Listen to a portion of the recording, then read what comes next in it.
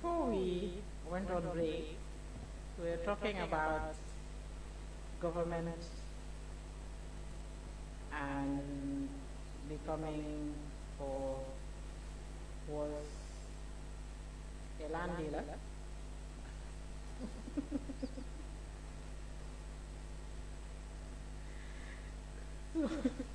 So now, um, I believe we're done with that particular issue as government being a land dealer, but there are issues of land that I would still want us to take a look at. The sale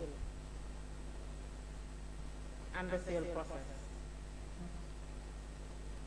But in order to get to sale process, considering the sale was done by Mr. Alpha Barry and his firm, perhaps maybe we should look into the appointment of Mr. Barry first.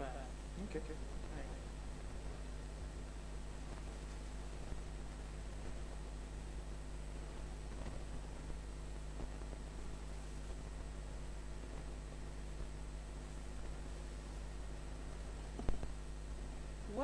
What was the process for appointing Mr. Barry like?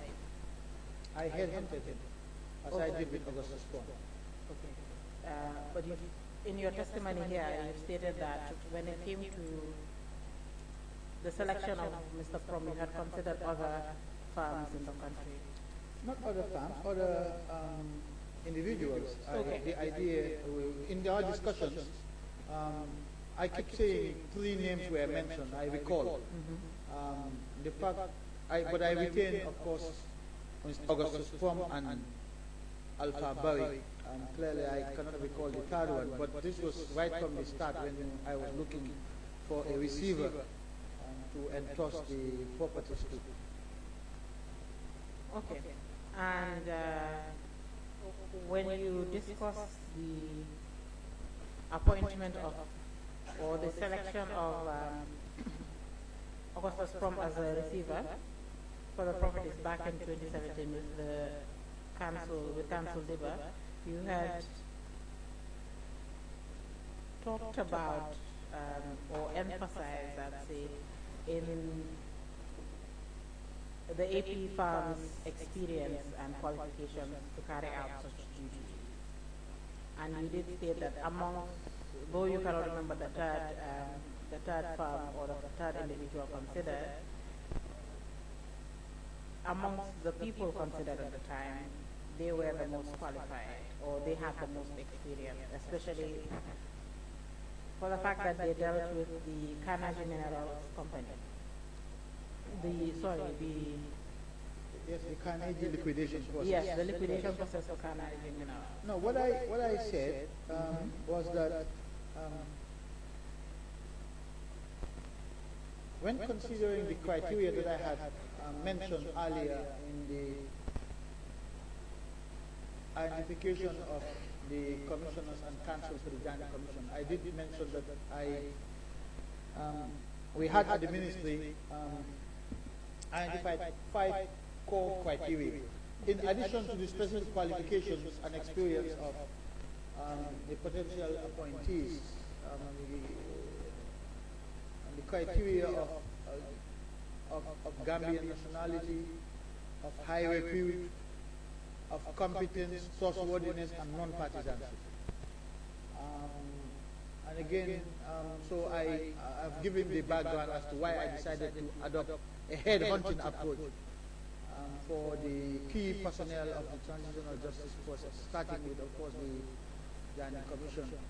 And so when these names were floated around, the distinct advantage that Augustus Prom had at that point in time over Alpha Barry was the fact that Augustus Prom had prior involvement with government as a receiver in the liquidation of Carnegie, in the Carnegie liquidation process.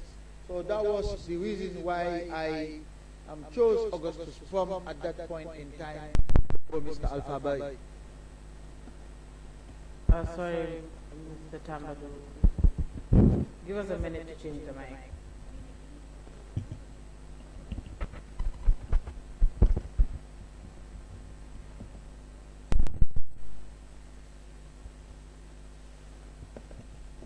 that one working? I Yes. believe so. Okay. It is. Please continue. Yes, so it was the unique experience of Augustus Plum in dealing with government in the Carnegie liquidation process, which tilted the balance in his favor, and I went to court to appoint him as receiver at that point in time. And then in this situation, why did you select the Alpha Barry? Was it because he came second during the first round of selection? That is part of it, but also because the Janneh Commission recommended that the receiver of Suspom be replaced. Okay. So we've taken a look at, or the committee has taken a look at Mr. Barry's appointment letter when he was testifying last week. And we will get into the contents of his letter later. Actually, let us get into it now, because I have other questions that are in relation to this issue, but a bit different. Secretariat, kindly give the witness a copy of Volume 1 of Mr. Barry's submission.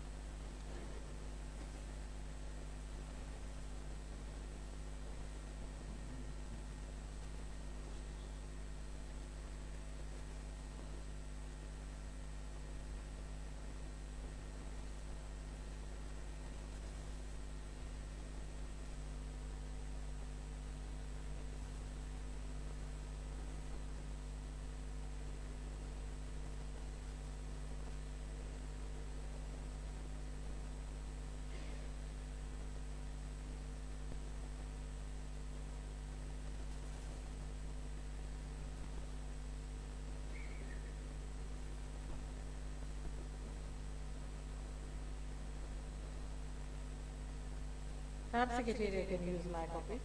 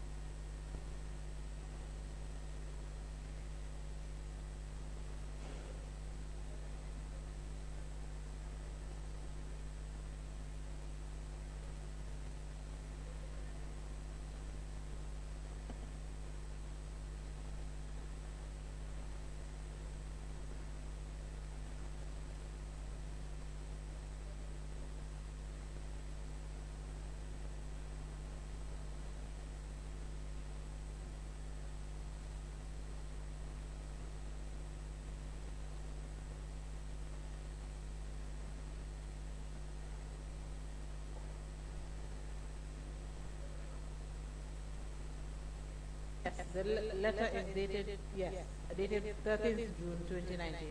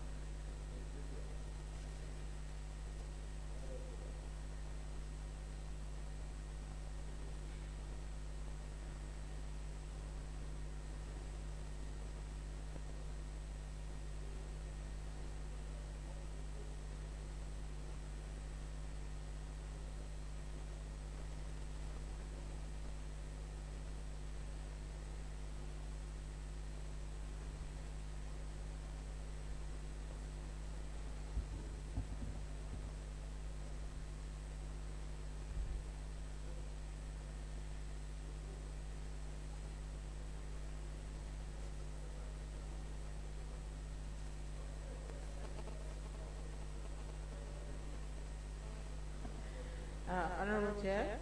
Is the committee with, okay. Mr. Tambadou, you've taken a look? Yes, I have. Okay.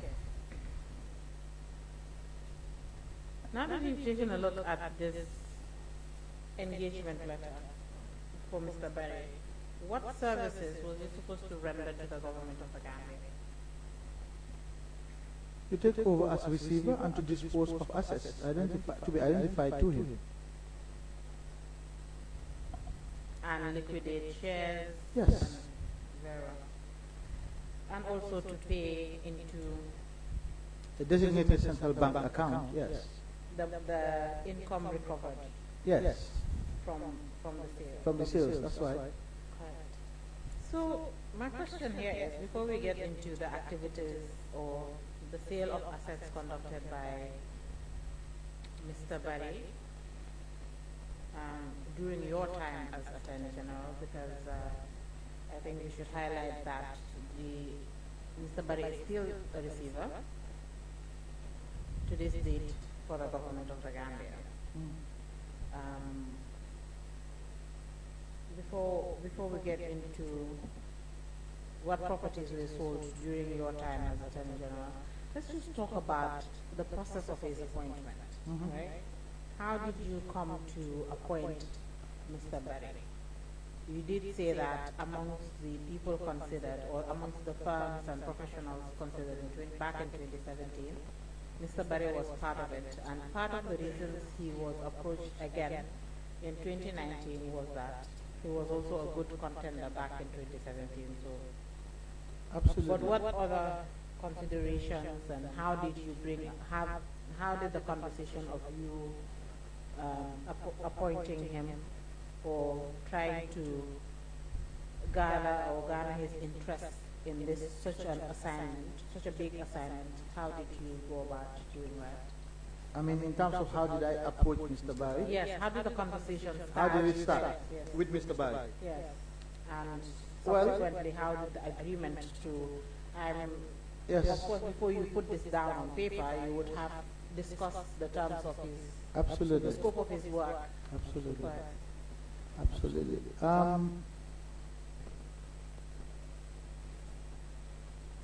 Sometimes coincidences happen in life, and when they do, you just have to accept that it is indeed a coincidence. But while I was reviewing the report of the Janneh Commission, again with a view to preparing the white paper, the Organization of Islamic Conference was holding a summit in Mecca, in Saudi Arabia, and I accompanied His Excellency the President, together with the delegation from the Gambia, to that summit. I believe it was sometime in May. It was in the last week of Ramadan. And as fate would have it, at that point I don't think I was even at the stage where we were deciding on who to appoint as receiver. And then I ran into Mr. Barry in the haram, the premises of the Kaaba. And when I ran into him, we exchanged pleasantries, and then of course it clicked in my mind that I actually needed Mr. Barry's services. So I informed him that I would like us to discuss about a possible role for him as receiver, but that we should do so when we come back to the Gambia, and that he should come and see me in my office. He agreed, and when we returned to the Gambia, a few weeks after when we were now deciding on appointing a receiver, I requested it's either the director of civil litigation or one of his staff. Anyway, it was a staff member from the civil litigation department who contacted Mr. Barry and invited him on my request to the ministry for a meeting with me, in the same way that they also contacted Augustus Pom to invite him for a meeting with me. So that's how the contact with Mr. Barry was initiated.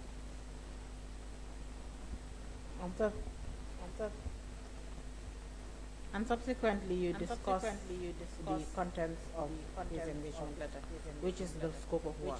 Well, subsequently, I discussed with him in general, and then sent him to the Director of Civil Litigation to iron out the details of the assignment. Very well.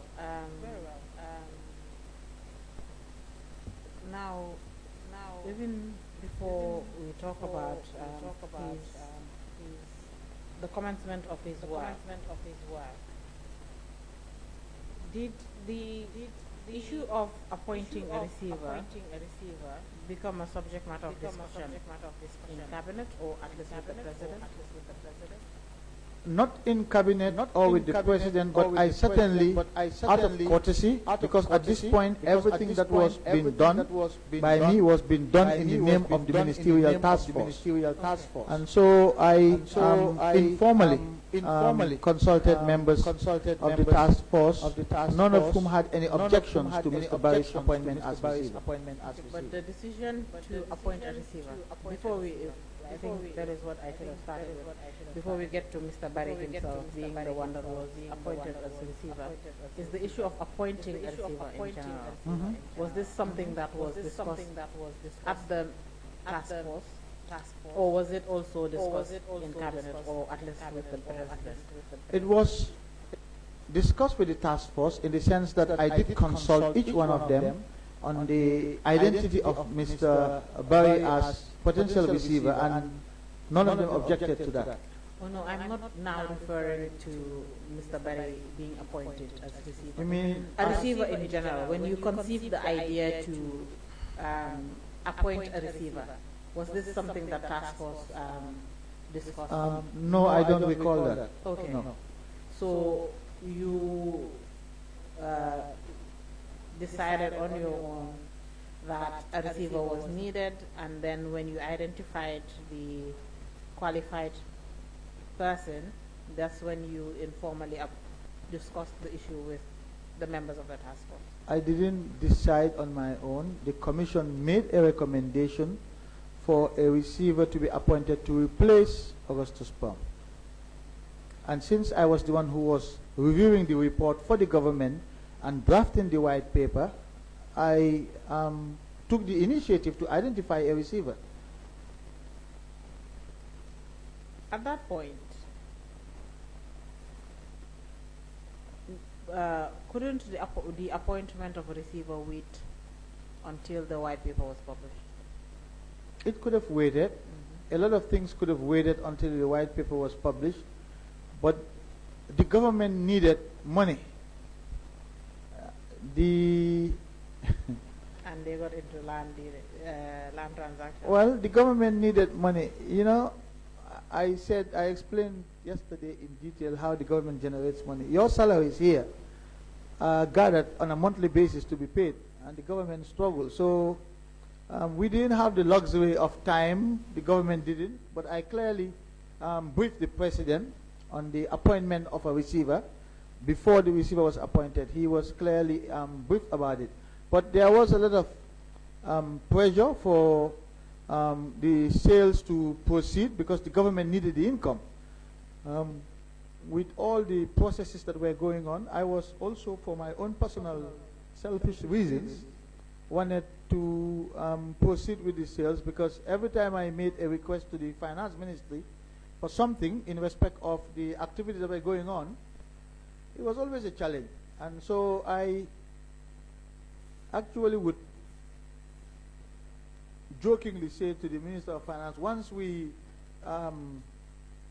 cash in on this, please, I need you to fulfill X, Y, Z for my processes, and we would joke about it, and he would agree, and that's, the government needed the income at that point. And of course, if you look at the budget estimate for 2020 or 2019, there is a budget line there about the income that the government was expected to generate from the sale of assets. And that was factored into the budget as well. And so there was need to act swiftly, because that gap in the budget had to be filled by the sale of the assets which was envisaged. Very well. We all know that the Commission recommended for the appointment of a receiver. But was there a chance that the government could have utilized the expertise of its departments, ministries, and agencies to execute such duties that Mr. Barry was eventually appointed to execute, rather than getting a receiver or appointing a receiver? Well, would it have been a recommendation of the Commission that the government wouldn't accept? the only government department with the purported expertise at that point was the AMRC, which was set up by government to act as receiver on, initially for GCDB, the Gambia Commercial and Development Bank, and then subsequently they went into other issues that landed them in unpleasant terrain. You said purported expertise. Well, yes, because I don't know the quality of staff that were there as of 2017. I knew at the time that it was set up, there were people with experience in assets recovery, etc. They evolved into something else later. They were buying and selling land subsequently.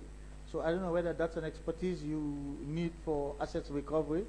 But in any event, the commission made adverse findings against them. I mean, government was getting ready to deal in land, so if AMRC is selling land, the expertise was there. But the commission made adverse findings against AMRC. But And actually, AMRC is a government department, so sorry, a government agency. yes, right? but if So the finding of the commission was that AMRC was complicit in the acquisition, unlawful acquisition of property by the former president, and that had it had more time, it would have inquired further into their activities and recommended for the government to do so. The government cannot now turn around and hand over the process of selling land to that same entity. I mean, that would be irresponsible, I think, for the government to do. But the commission did also recommend, like you said, for government to look into the activities of AMRC. To look further. Yes, look further into the activities the agency was handling. Mhm. Couldn't that have been done? And then if there was need for the agency to clean up house, then they clean up house and then they can. And how Get long would into- that have taken? And the government should just wait until that is done, when the body for the government, when the body that should have been set up to do that was not even envisaged at that point.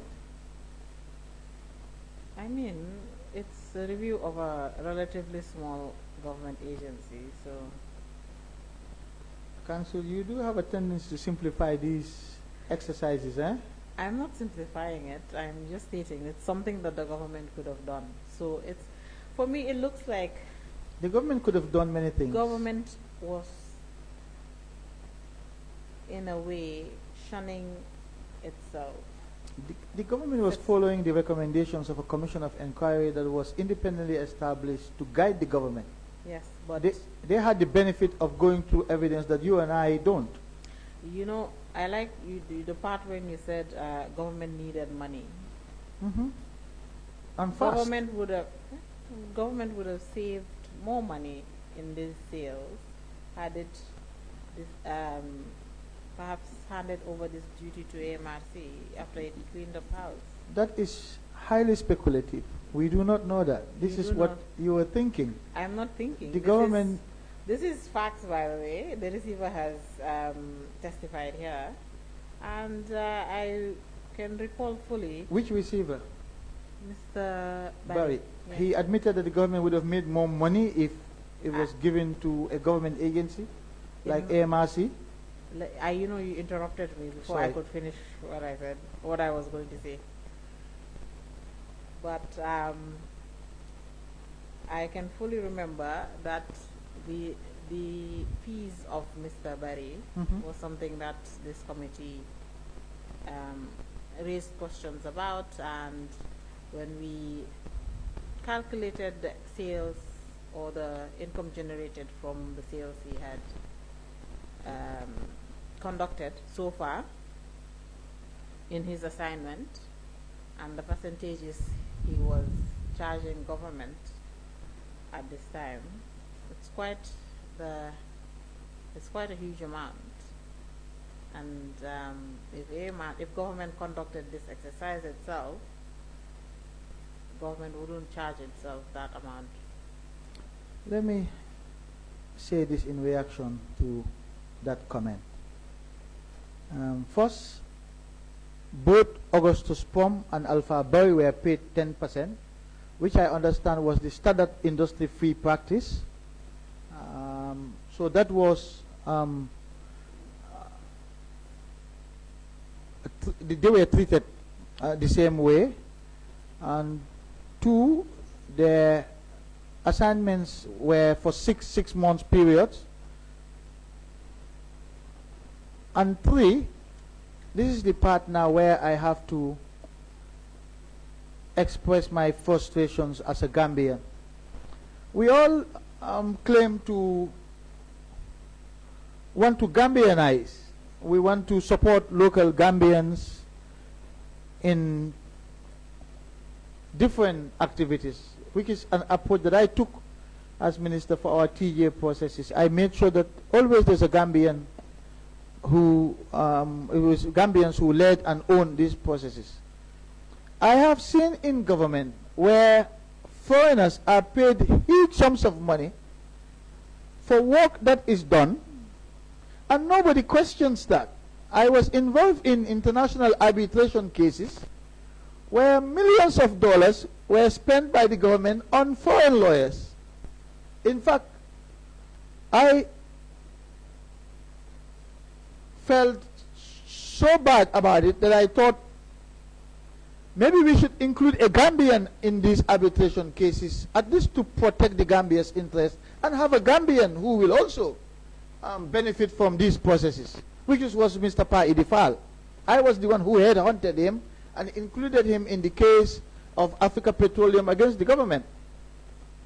I have seen auditors in 2017 who were brought into the country to audit state-owned enterprises. These are foreign auditing firms. They are paid millions of dollars. Yet when a Gambian is paid adequately, we complain.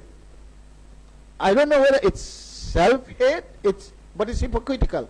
On one hand, we want Gambians to be empowered. We want Gambian businesses to be empowered.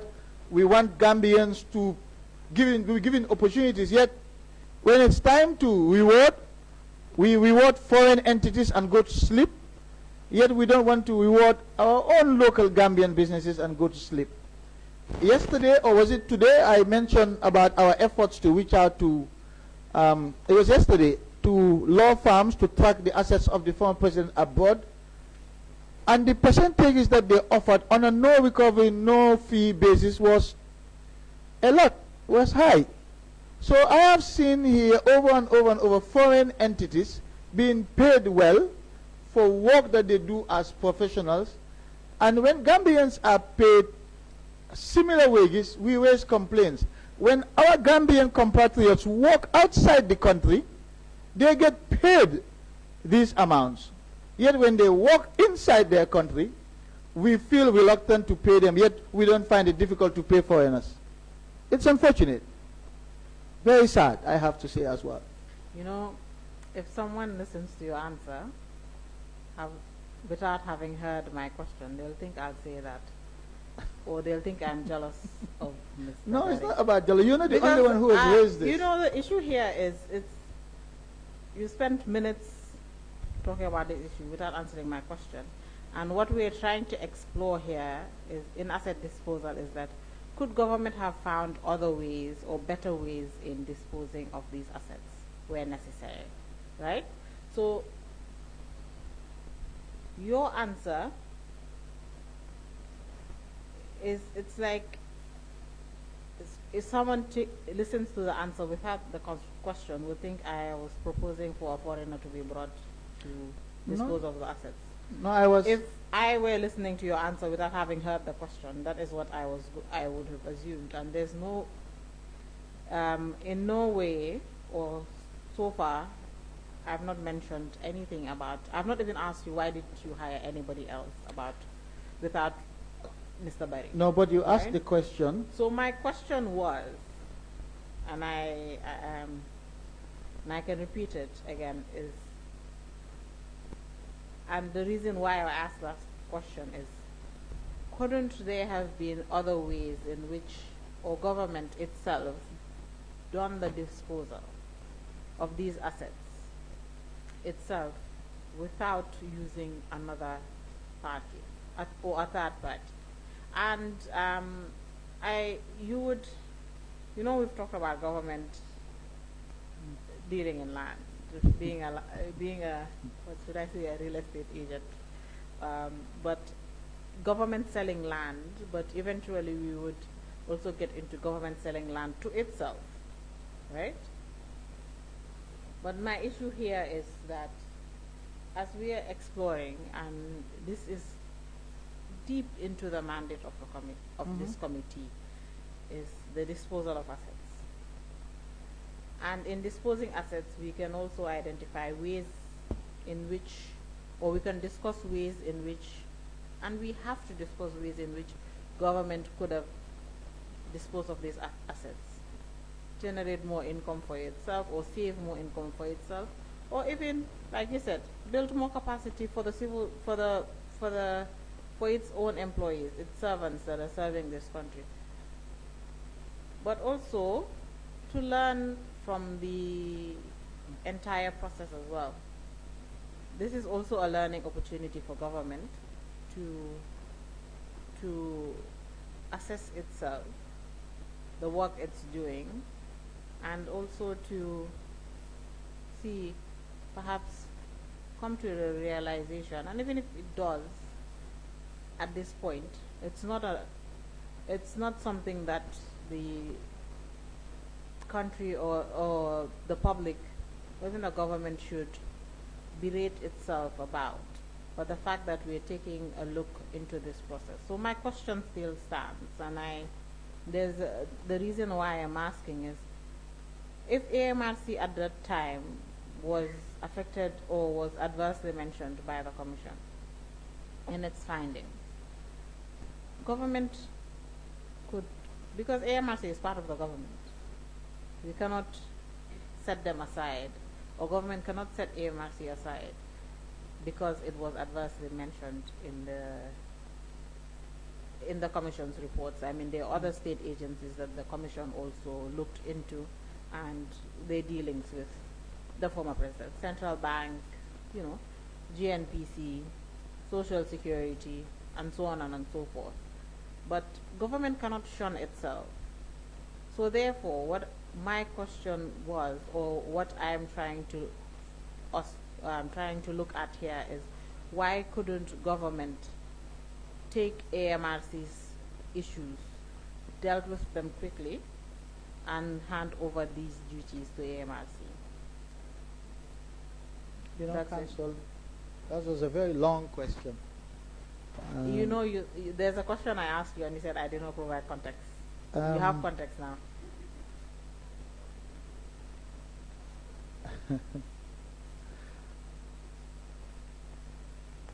At the time, AMRC would not have been an option, because the Commission itself knew about the existence of AMRC.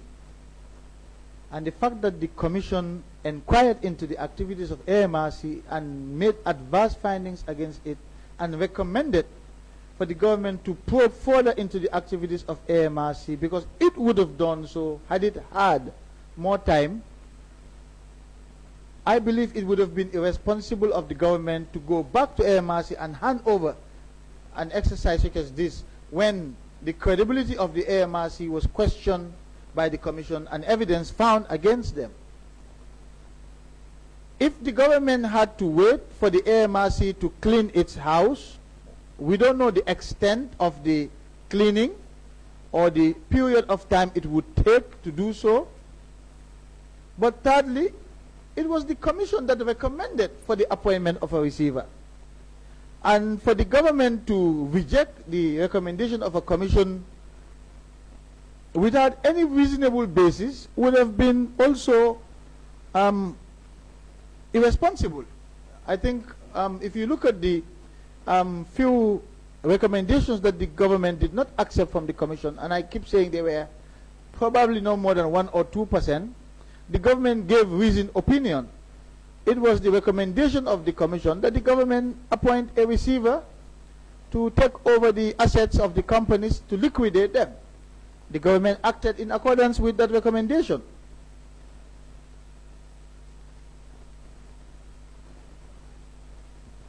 The government, you're taking me back to an issue we had already discussed and I believe closed. Was government, there being recommendations that government did not accept and provide reasons. They were less than 1%. Even if it's 0.1%. But the government thought this was a reasonable recommendation that it could take council. I don't understand. So the other recommendations government did not take were unreasonable? Well, no, because you see, at the end of the day, when the commission makes recommendations and the government acts on those recommendations against third parties, it is the government that will defend the commission's decision when those third parties go to court. So in instances like that, the government had to weigh the circumstances and decide whether or not this was an action that it could defend if it implemented the recommendation. And in those instances, which I keep repeating were few, the government did not accept the recommendations and provided its reasoning.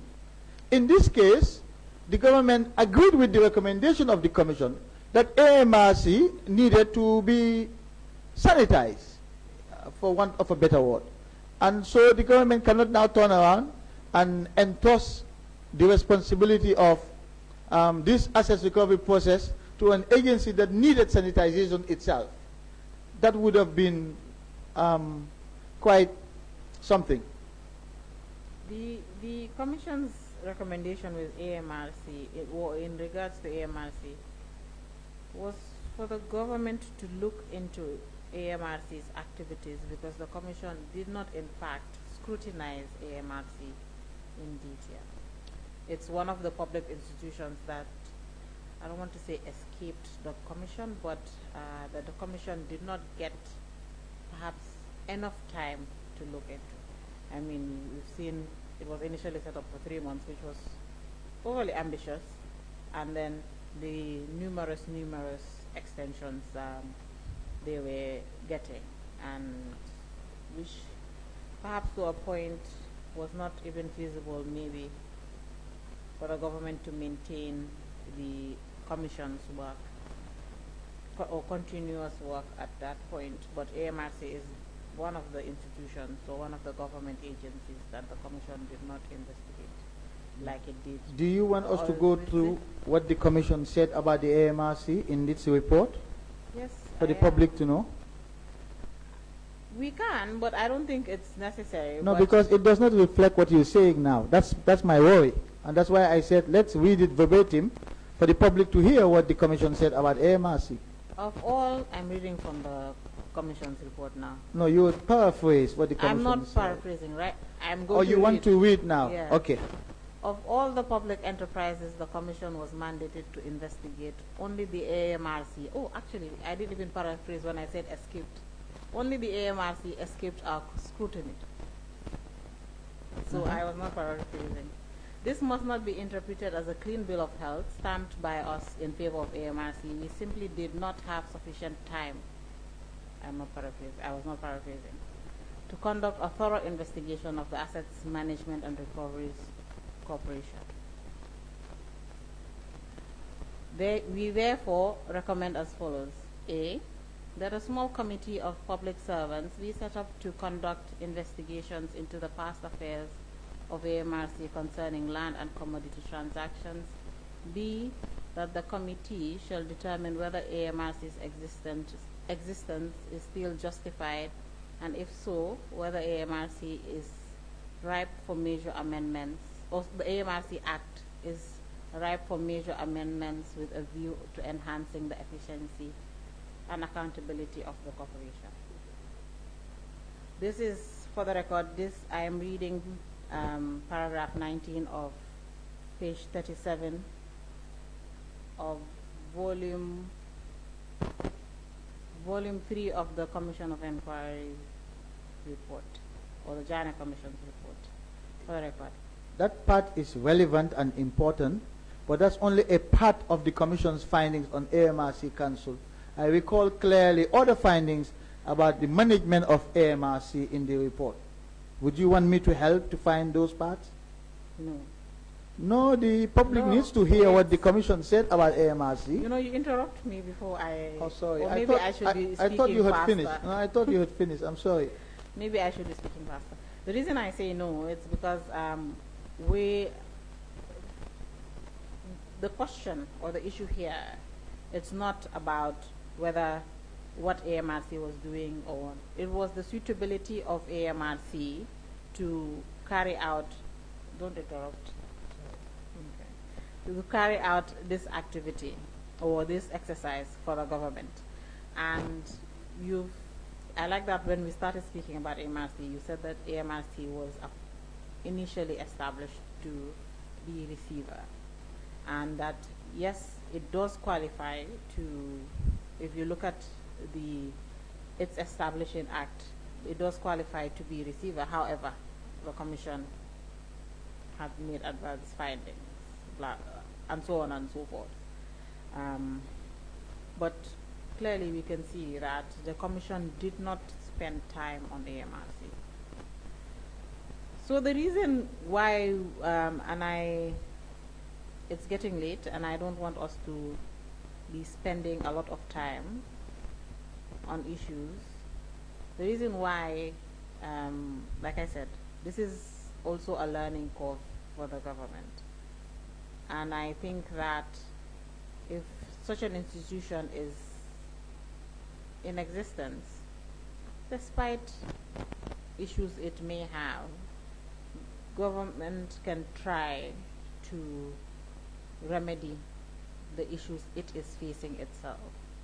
Within its, government should be able to clean up house itself rather than shun itself. So this is why I brought up the issue of AMRC. Would have been, government could have dealt with this issue itself, right? You have a different view, that's fine. No, may I respond now? Sure. So that we can close the issue. I'm and move on to surprised that you something only read the recommendations of the Commission. You didn't read the factual findings of the Commission on AMRC. I want the factual findings to be read on the record for the public to hear what the Commission said about AMRC. You only read the recommendation. The recommendation was premised on the factual findings. You know, the findings of the Commission were in regards to AMRC's relations with the company called KFF, is Kanilai Family Farm. Can you read it for the public to hear? Unfortunately, Mr. You don't want to read Tambadou. Okay. Unfortunately, Mr. Tambadou, we will not belabor on this point because the issue here is the appointment of a receiver, or if government could have found other ways. As recommended by the Commission. It was the Commission that recommended for the appointment of a receiver. Which you agree? Somehow, You agree to that? of course, that's what we've already talked about the recommendations of the Commission as regards to appointing a receiver, right? But also, that's when I raised the issue of government did not have to, did not want to, by the way, rely on or yes, carry out such an recommendation. By the way, I have personally, now speaking from my own personal experience, I have never had the AMRC give account of the sales of assets that it conducted following the liquidation of GCDB. I don't know if any member of this assembly has ever had access to that information. I have never seen it anywhere. And I suspect that was part of the reason why the government wanted to look into the activities of AMRC. There were a lot of reports about their activities, which is why the commission made findings specific to AMRC, whether it's in relation to companies owned by the former president or directly with the former president. There were factual findings that underpin the commission's recommendations on AMRC, and I don't think we can avoid that.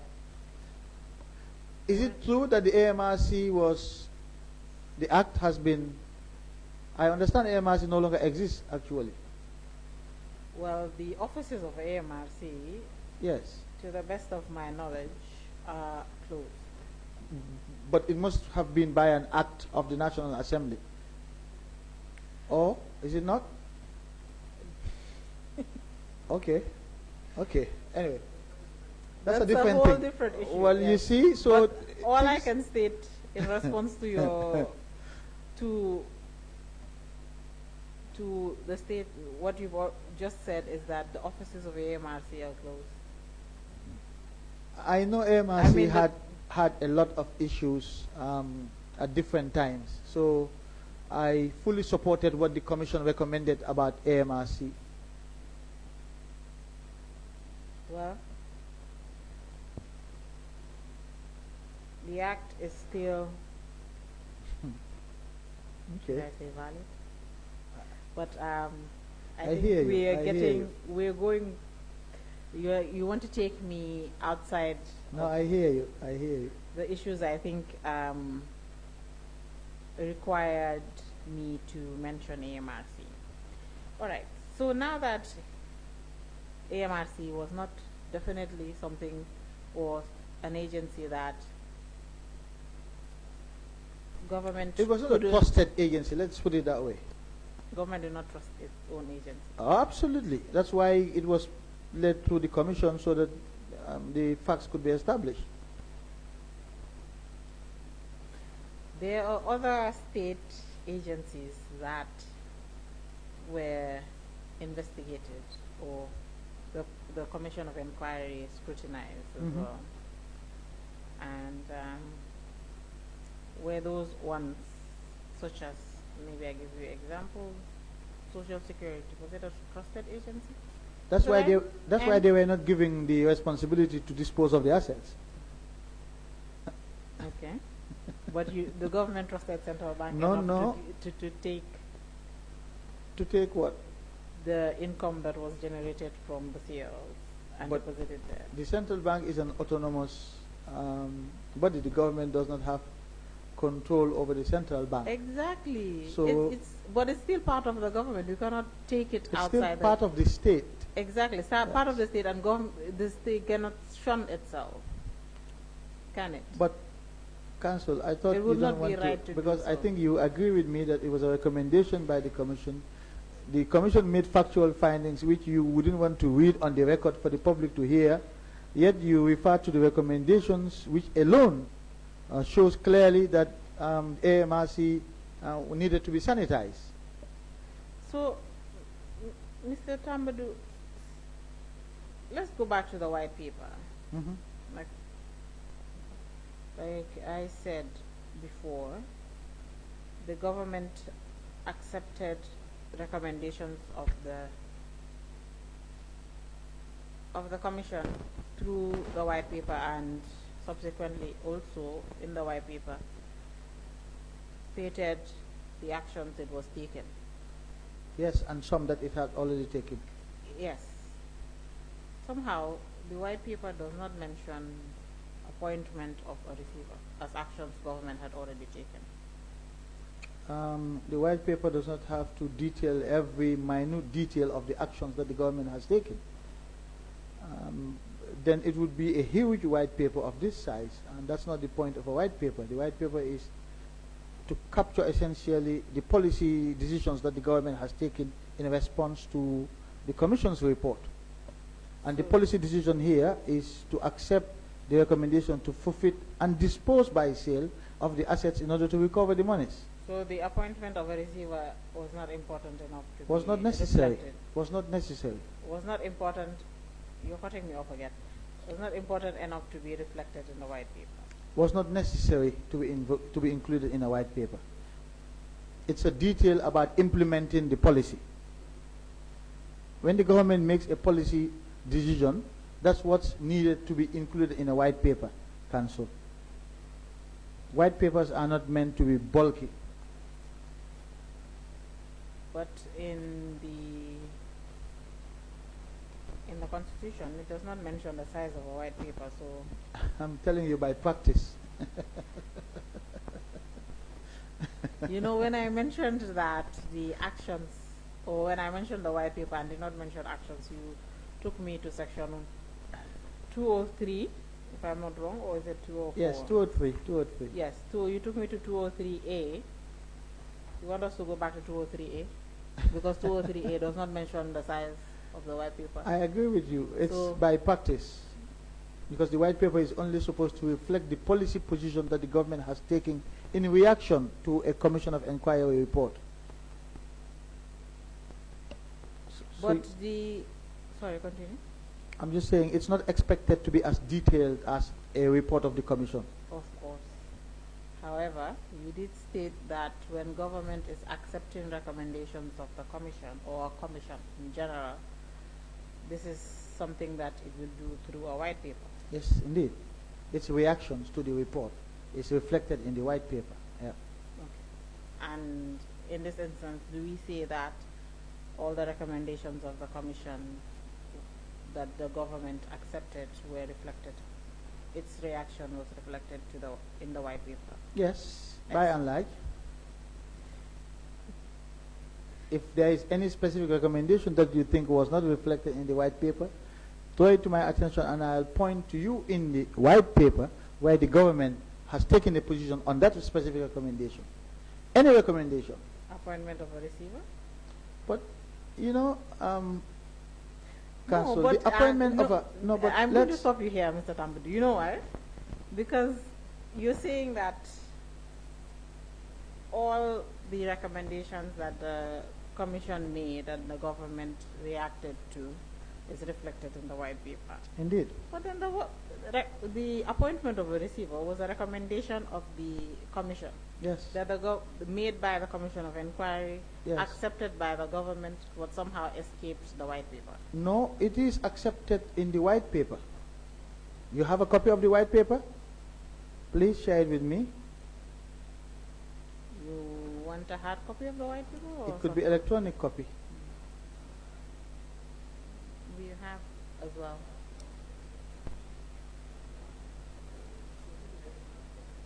Yes.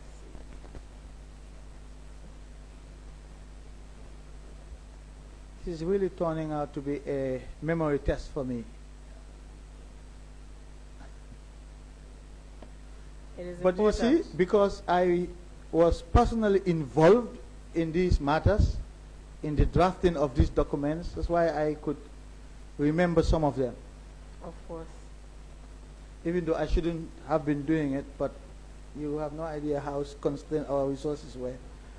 You keep saying that the ministry was constrained, but Very constrained. when it comes to human resources, Oh, I've done something. Can you... I think Jao, you can closed you help me? mistake in the No, I didn't close it. I went to dual view. Can you...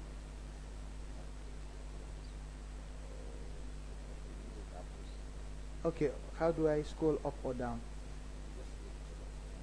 I can't see. It's too tiny for me to see. Okay.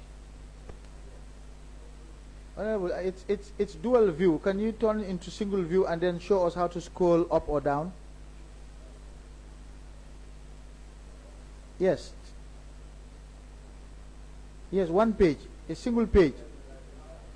Single page view.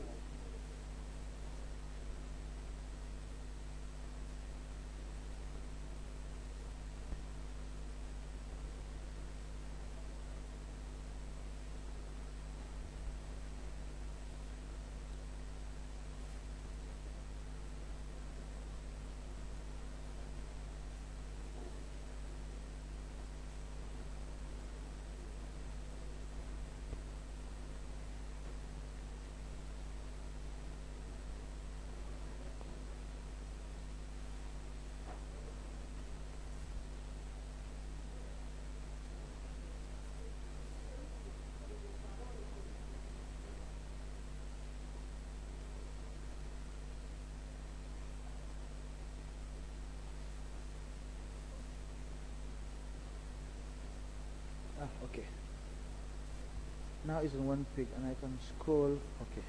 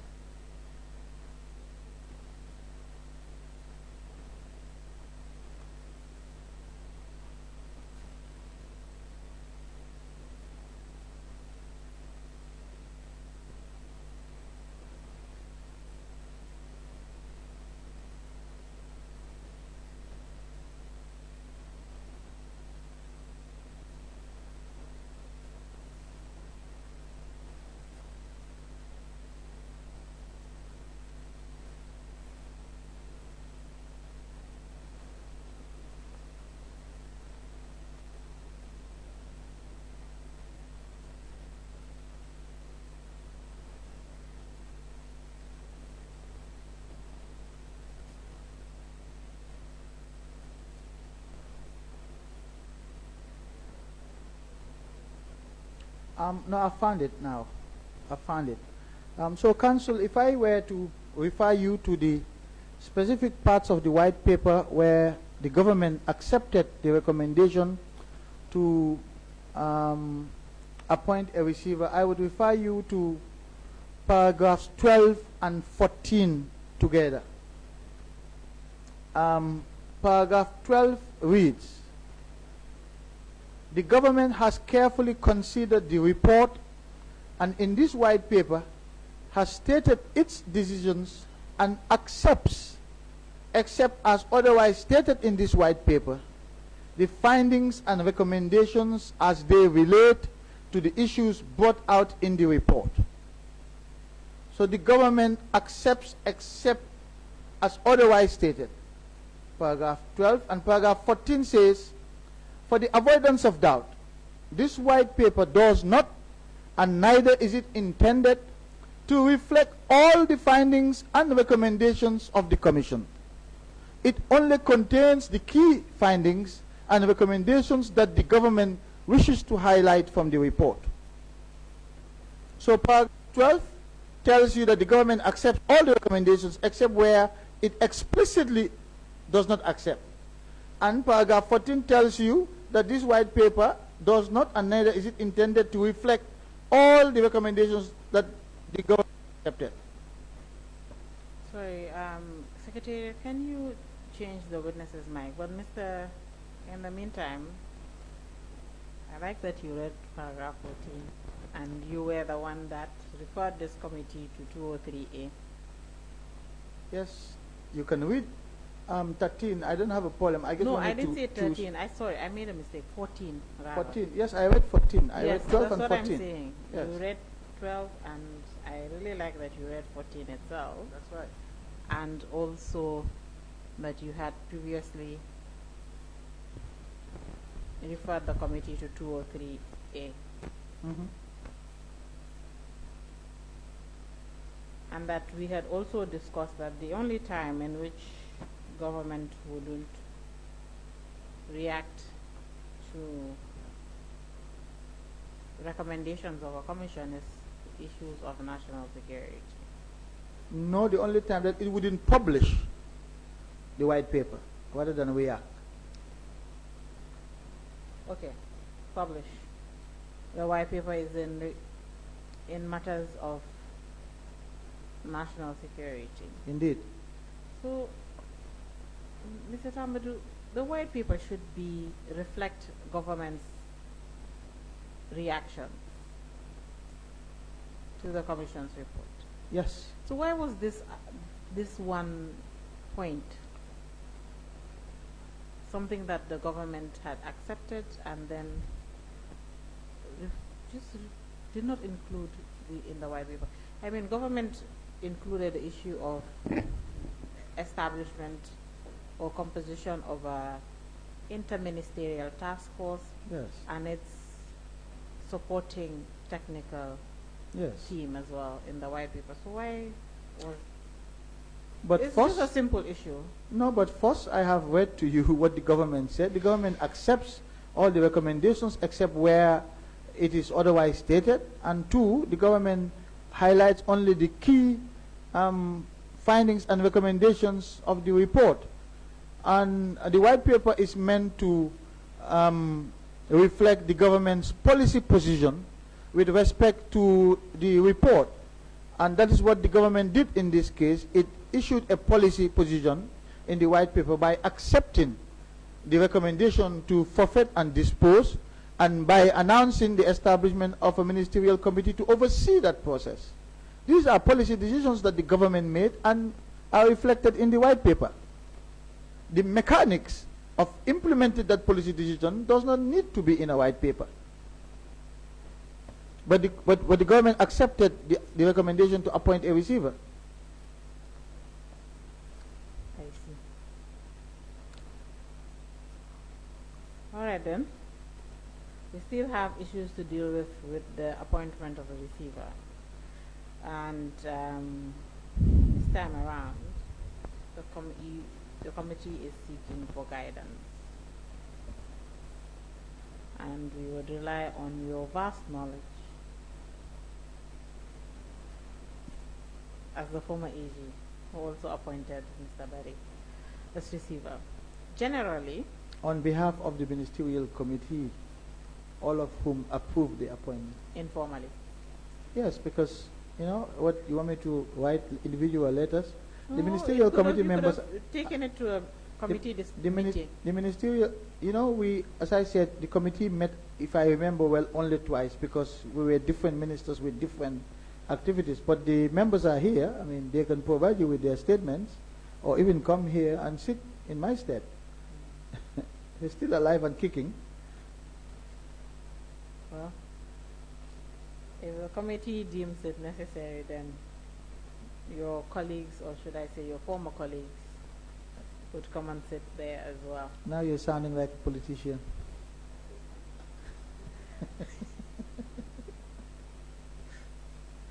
That's what happens when you hang around politicians for too long.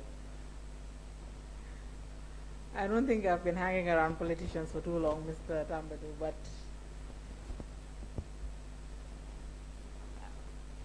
I will just leave that. I would not comment on that issue.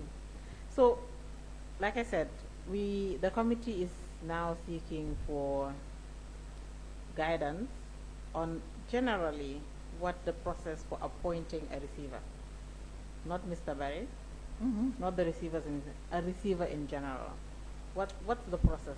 There are two ways. What process should one follow if they need a receiver appointed? As far as I know, there are two ways.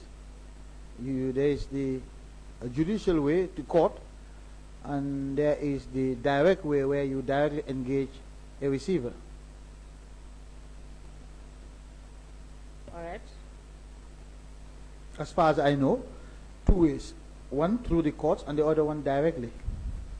And through the courts would be an application being made, correct? Typically, that would be under the Companies Act in a textbook classic case of a liquidation process.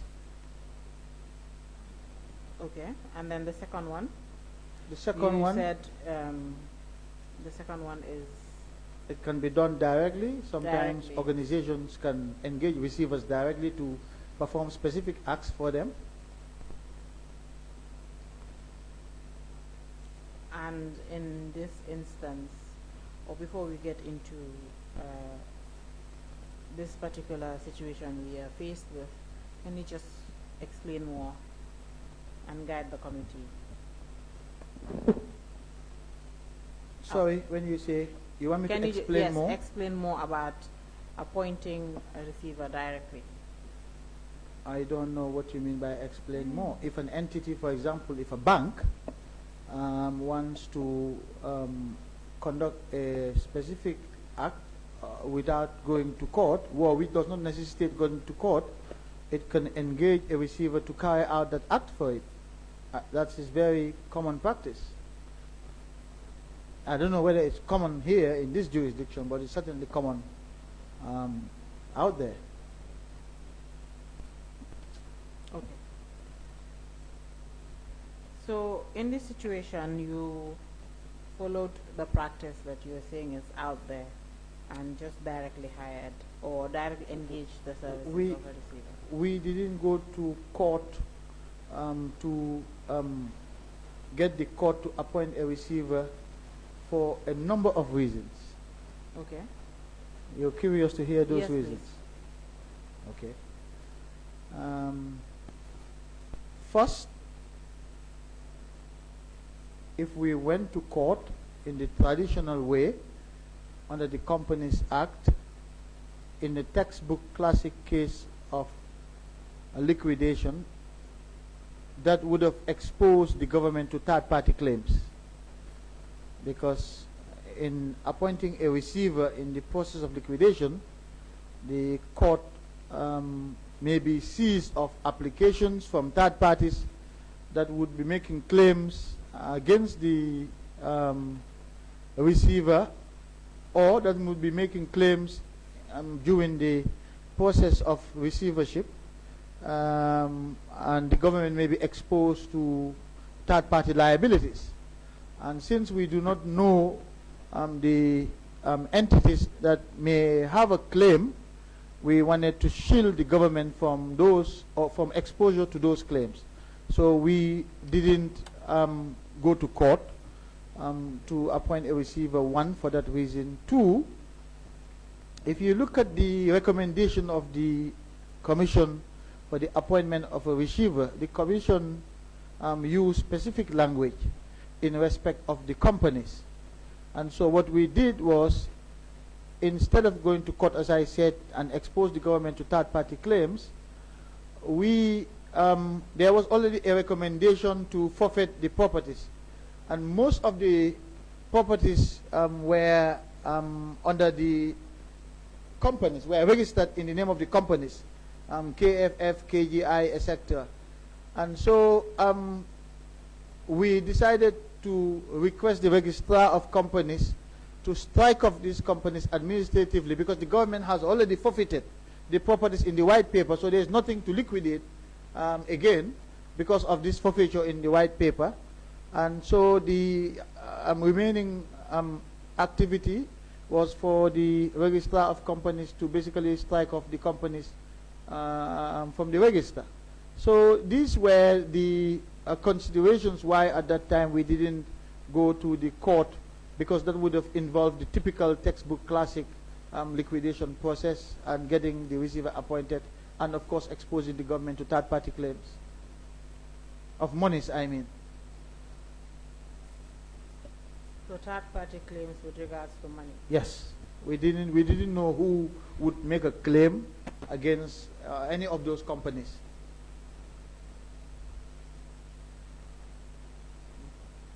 Just with regards to the company. Yes, it was the the properties were mostly registered in the names of these companies. But MOJ, or should I say the ministerial task force at the time, was also inviting members of the public to, if they had claims, to make Based on a exactly based on a recommendation of the Commission, claim over properties, not Yes. over monies owed. The government had no money to pay anybody. These are claims over properties, third-party claims over properties, which the Commission recommended for the government to deal with. So you think that if the government had used the High Court or gone to the courts, there would have been claims from other individuals that would go after these companies? There could have been claims, but because we didn't know and there was an alternative that would avoid that, we chose the alternative.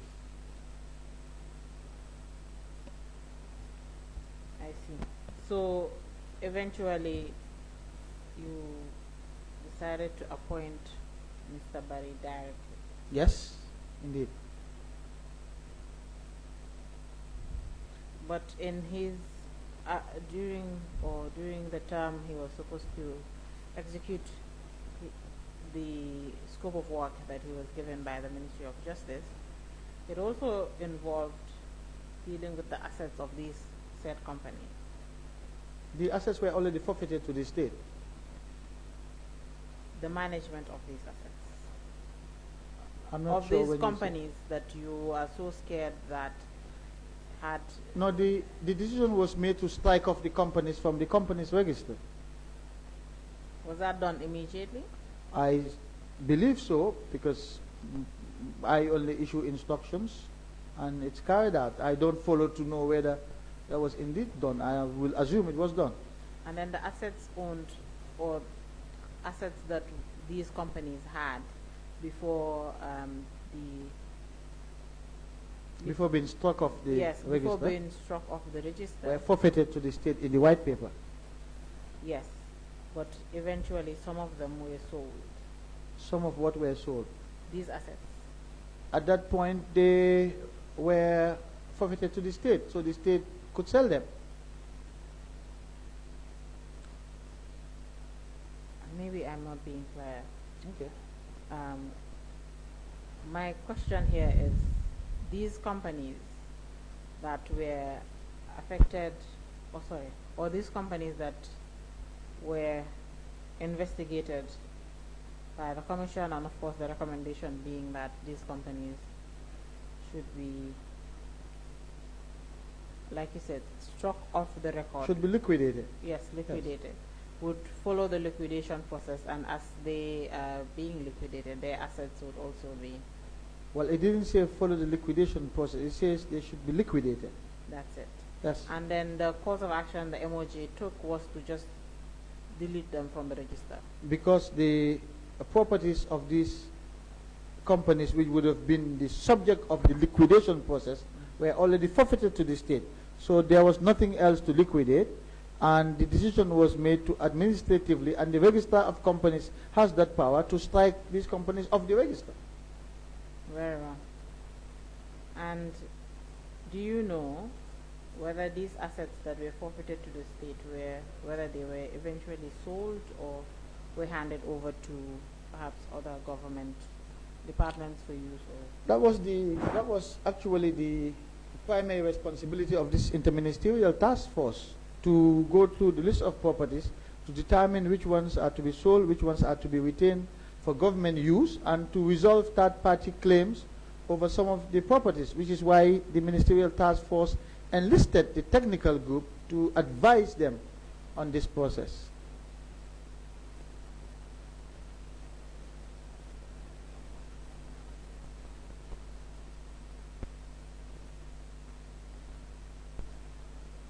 very well.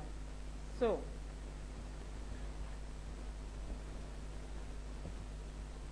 you've stated, and you can confirm, that Mr. Barry was engaged directly, or his services were engaged directly by the government rather than through the courts, because the government was afraid that there'd be third-party claims.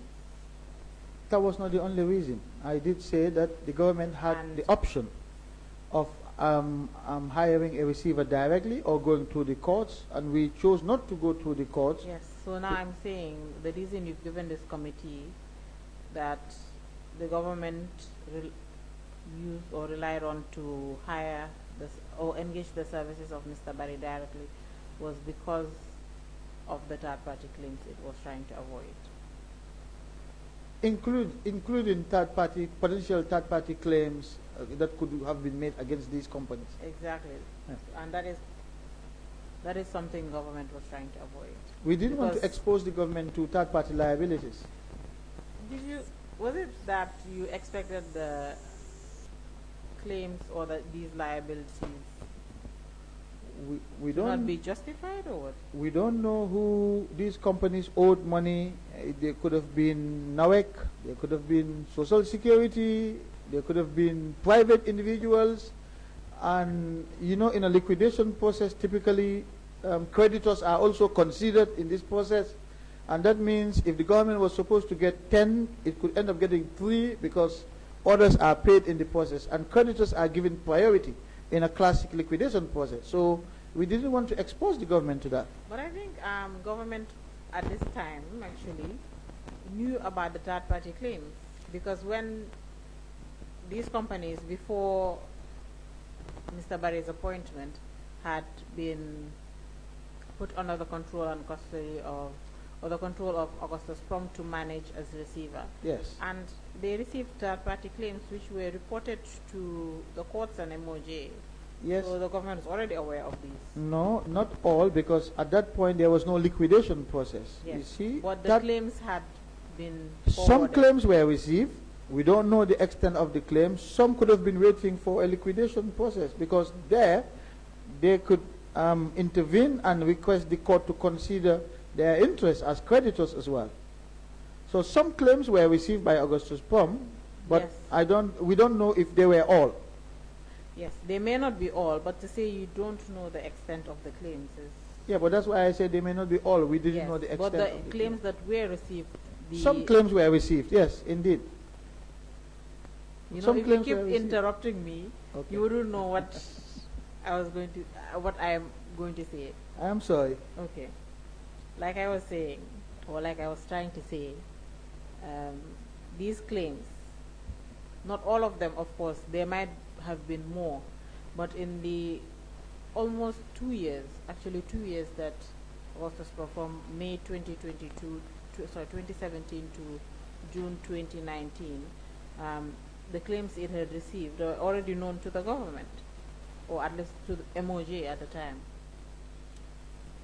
Yes, the claims Yes, that Augustus but Prom received though up to that point. there was a chance that they were going to, there might have been more claims had the government decided to go back to the courts for the liquidation process. Because you know, But the claims that the Augustus Prom did receive, the extent of the claims were already known. yes, up to that point. Yes. And going to court would have involved advertisements, giving creditors notice, etc. And that could have opened the door for more claims. So all these companies, and when we look at MOJ 5A and MOJ 5C, 17 companies in total. All these companies, by your instructions, should be off the register. In principle, the companies that were identified by the Janneh Commission should have been struck off the Yes, companies all register. of them. Yes, I believe so. Well, so that closes the issue of these assets that we are looking at, right? I did say earlier that we're going to circle back to land. You would, by the way, let me just give you the assets and the way the committee has classified them, so that you know the assets that we're going to discuss. The first one being the companies owned by the former president, right? The second one is shares that were owned by former president and his associates. The third one being rental properties. There were properties that were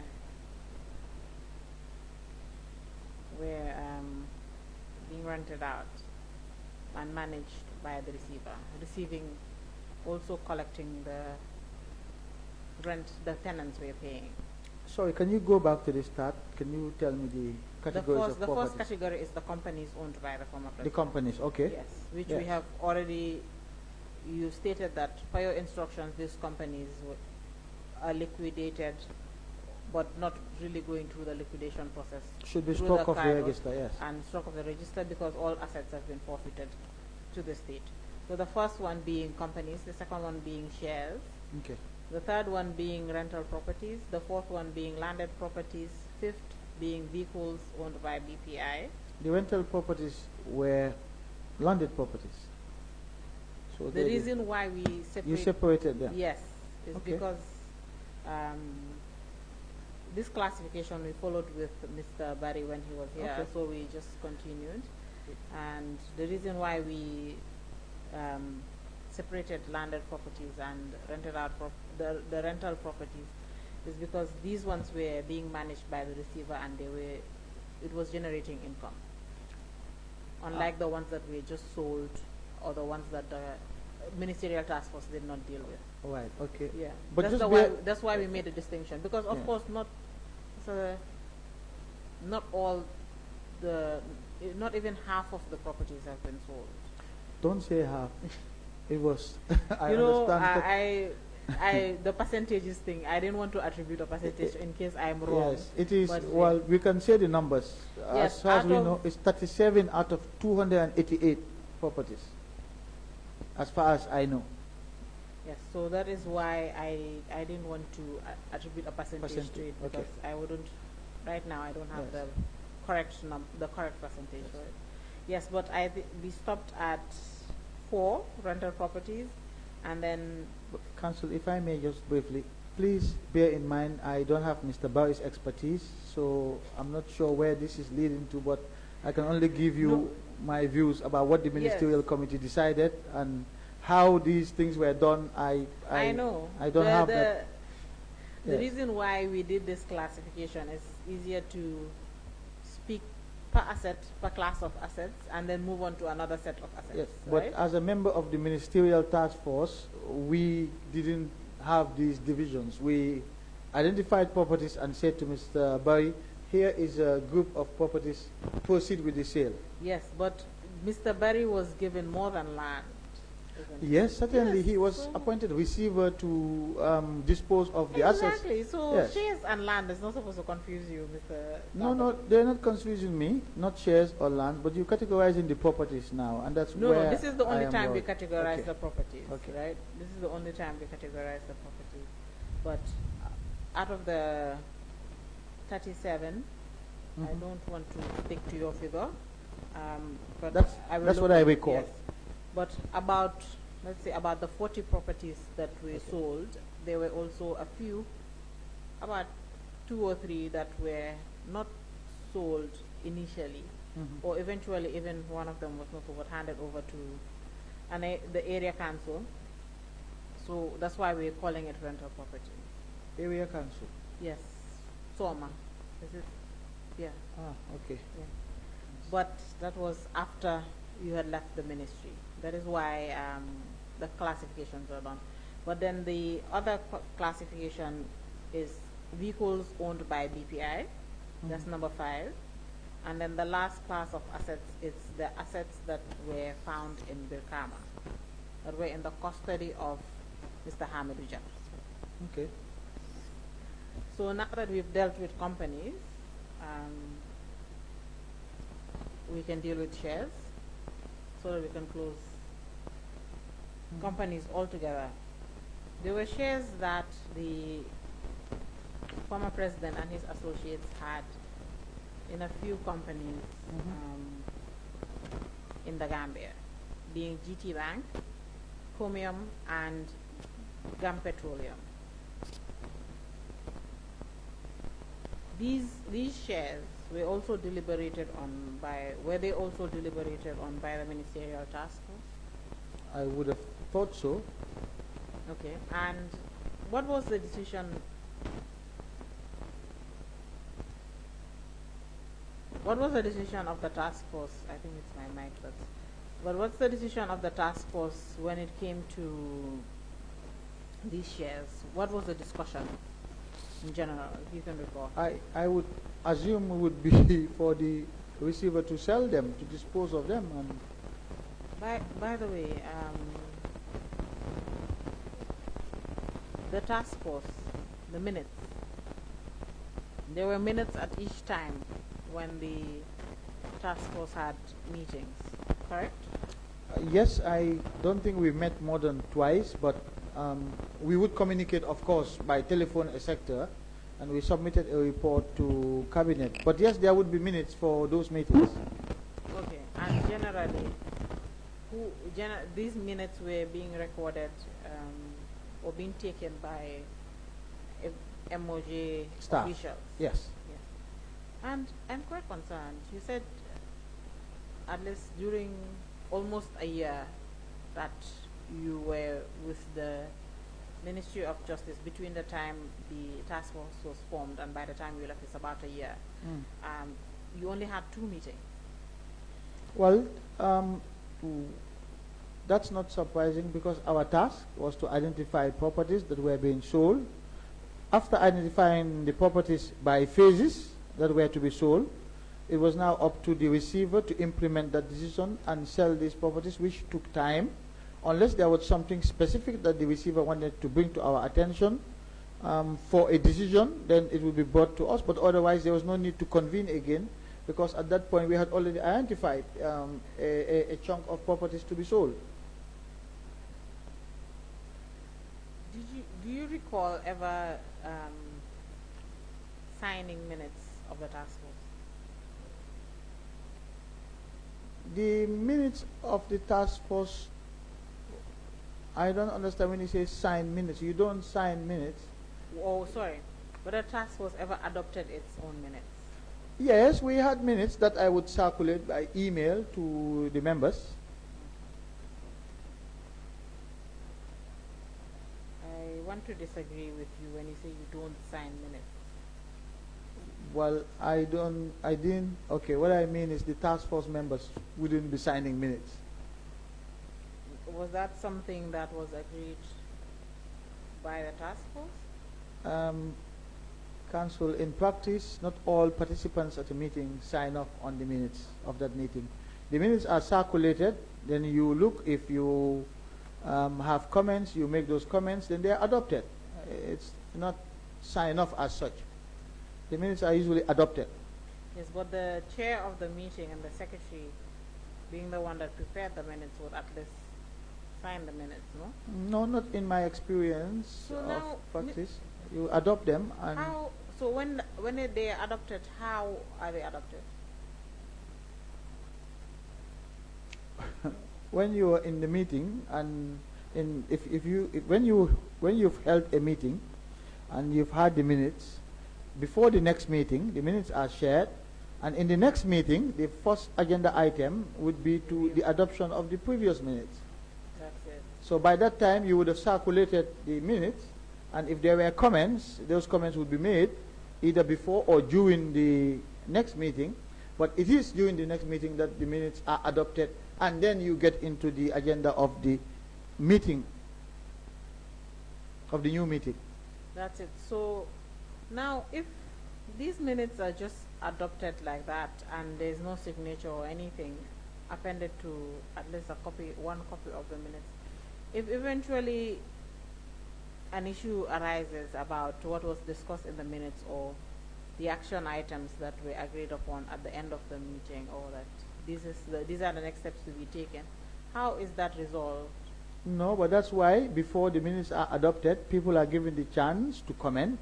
And when there is no, and that chance and that process is also recorded, so that when everybody looks at the minutes of the past meeting and people say no comments, that is recorded.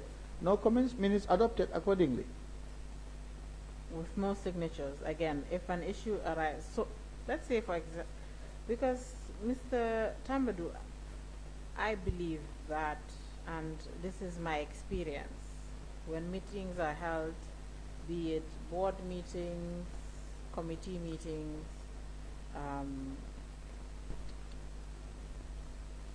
any meetings are held, as long as minutes are drawn, signatures are appended on it so that it can be finalized, so that there never would arise a situation where decisions made in said meeting are questioned and then one person who contributed to the decision making will turn around and say, but I actually don't ever recall Usually it will be the secretary who signs off on the meeting after everybody passes their comments and accept the minutes as approved, then it's adopted.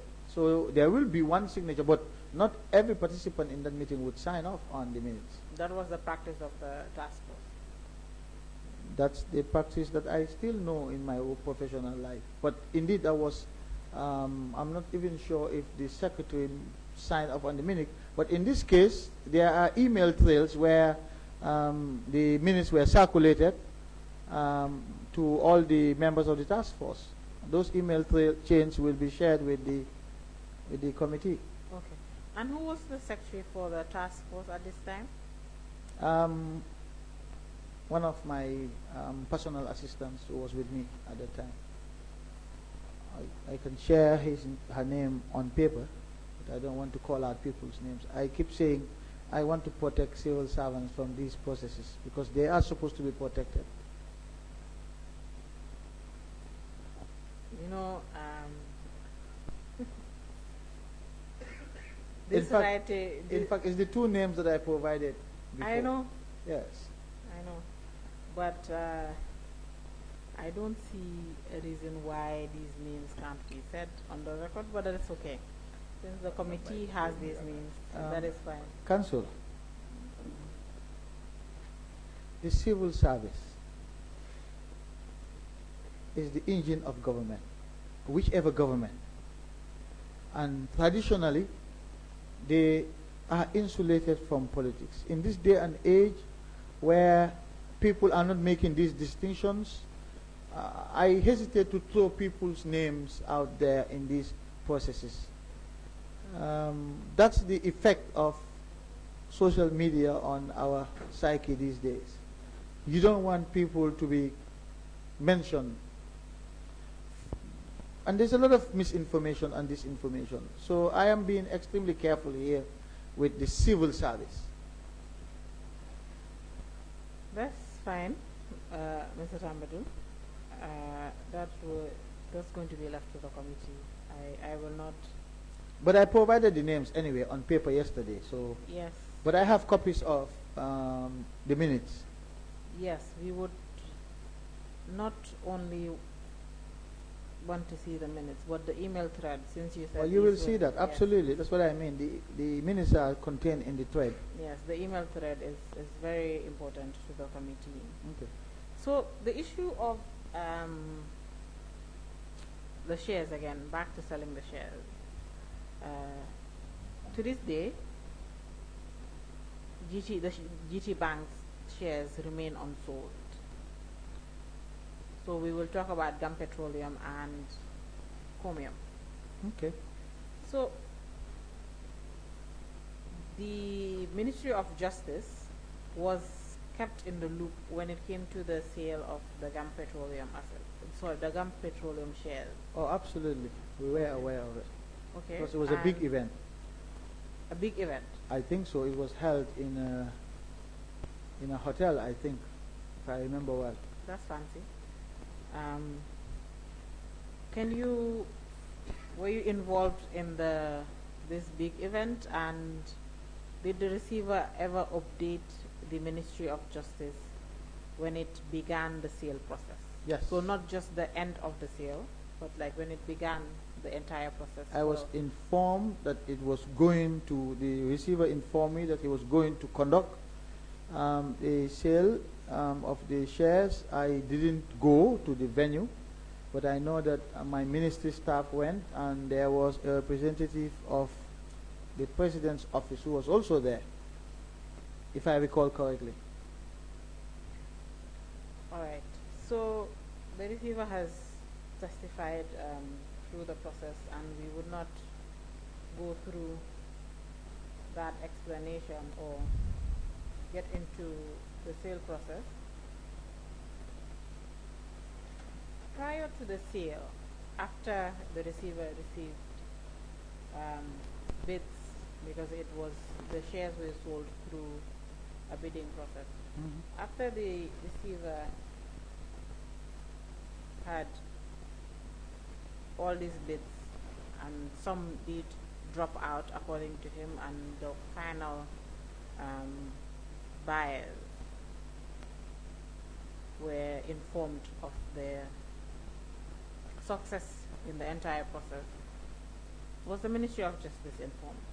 Yes, we were informed.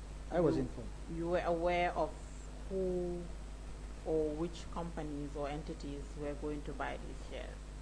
Yes, by way of a briefing, the receiver did inform me about the purchasers of these shares. And do you know who they are? They included Social Security and Star Oil. Those are the ones I can remember. Let's stick to Social Security. Okay. These shares, they were forfeited to the state, correct? Absolutely. So why did the state agency have to buy these shares? I'm perplexed by that question. I don't understand. What do you mean? Why does the state agency have to buy the shares? Basically, the shares, when they forfeited to the state, they became something that, or a class of assets that the state owned. They were shares, yes, under the custody of the government. Yes. Yes. Couldn't the government perhaps hand over these shares to these agencies? As a gift? It wouldn't be a gift. This What is would a it be? government agency, isn't it? Why does Social Security lend the government money to buy buses? Why doesn't Social Security just gift buses to the government? This would not be a gift. What would it be then? It's the shares being held by government, sorry, Yes. by Social Security on behalf of the government. Or perhaps government find a better way. Why did government have to sell these shares, especially for such a critical infrastructure in this country's But Council, industry, petroleum industry? different at the government time? agencies were shareholders in Gum Petroleum, as I understand it. Yes. Yes, so why would central government not sell it to another government enterprise that was interested in buying more shares? The government's objective is to generate income as a central government. The government and Social Security are not one and the same. Definitely not. Yes. So if you want the government to gift the shares to Social Security, You know, I did not say gift. You said gift. okay, but what did you want the government to do? To give to Social Security to hold the shares in trust for government? Yes, perhaps. And how would the government generate income from that process, income that it needed at that point in time? I mean, if government is holding, or if Social Security is holding these shares Yes, on interest yes. for government, then it's still within the government's framework, isn't it? No, it's Or not. perhaps The maybe the budgets- government could have said these shares can be held by ministries. But Ministry of but Finance. these are separate legal personalities, Council. In law, they are not one and the same. Okay. Now my issue is, if not Social Security, but why not the Ministry of Finance?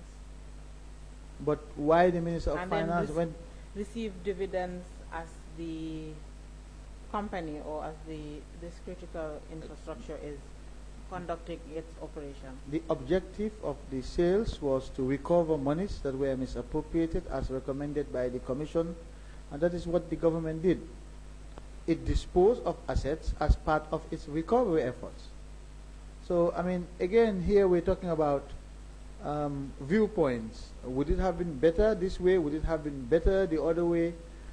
And for me, that depends on one's perspectives. As far as the government was concerned, they acted in accordance with the recommendations of the Janneh Commission. So I'm not sure what the ultimate objective of this exercise would be. The government could have kept the shares, the government could have done a lot of things with the shares, but one of the options the government had was to sell the shares, and they did.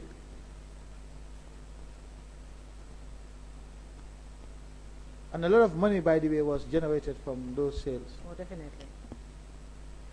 Definitely. The government is a very good business entity. Selling land, selling shares, selling cars, By selling the- tractors. By the way, I like that. you said that the government had to recover monies misappropriated by the former president, and Of course, that was it- the intention of the whole process. yes. So Of course, if you, we if- know also, like I stated before, we don't expect government to say it is going to recover every single yes, but at least loss it will make an had effort. faced. But at least it will make an effort to recover as much. So if you are saying the government should not be selling, how was it going to recover these monies? In this instance, it would have be receiving dividends. We're talking about government here in terms of its need for a lot of resources, council. So you don't want government to sell land, you don't want government to sell the shares. So we should have just kept these lands and these shares. And how was the government going to recover these monies? Government was, they could have found in my view, but that is not why we are here. But we're Other here ways. to establish what the commission recommended and what the government did.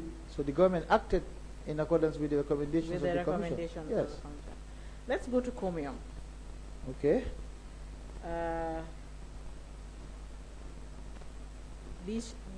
There were shares at Comium Mhm. that were eventually sold as well.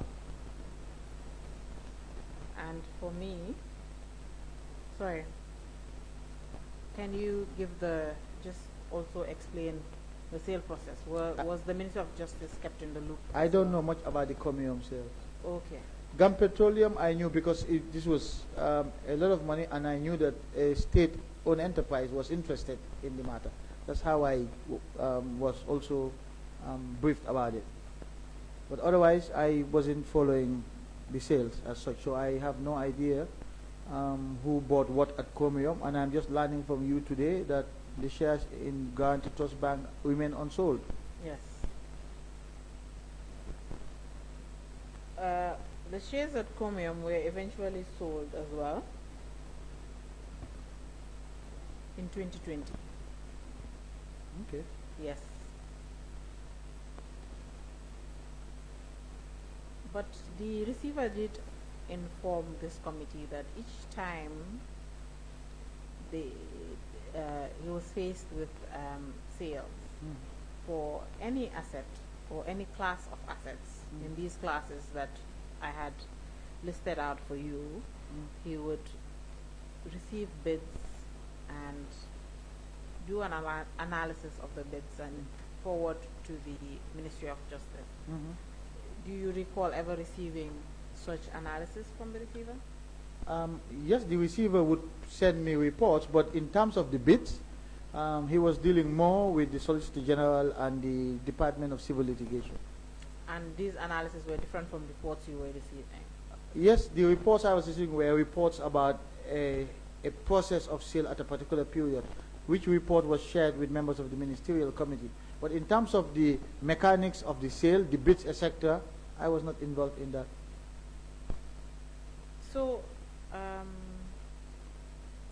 this reporting that he was doing, was it a set period that he had to do? Was it periodic, let's say, he would submit a report at the end of each month, or was it quarterly? How often were these reports?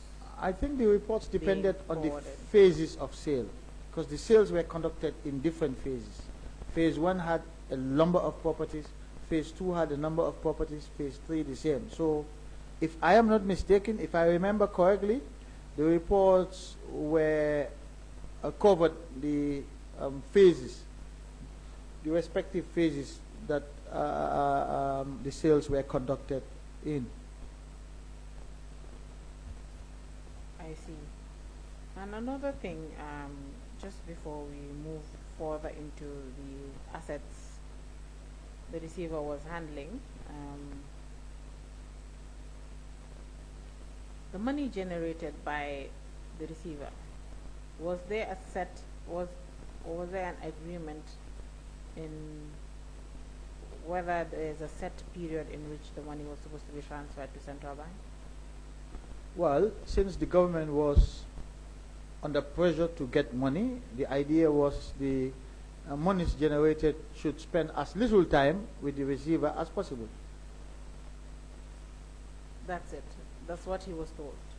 Well, yes, and I think in practice the receiver did that whenever there was a significant amount of money, and in any event, I don't recall the receiver keeping monies for more than a week before being transferred, and the decision was made to transfer the monies together with the interest that were accrued in those accounts as well.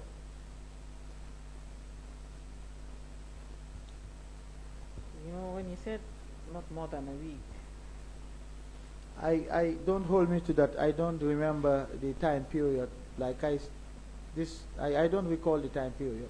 But whatever time period it was, the decision was made to also transfer whatever interest accrued in that time period also to the government. okay, so the income generated and the interest it And the interest accrued on that income. Yeah. During the entire sales process that you witnessed as the Attorney General, from when it started in 2019 to when you left office in 2020, were you ever present or did you ever witness the opening of bids,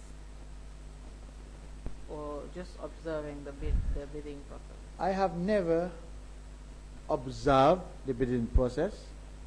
I will not rule out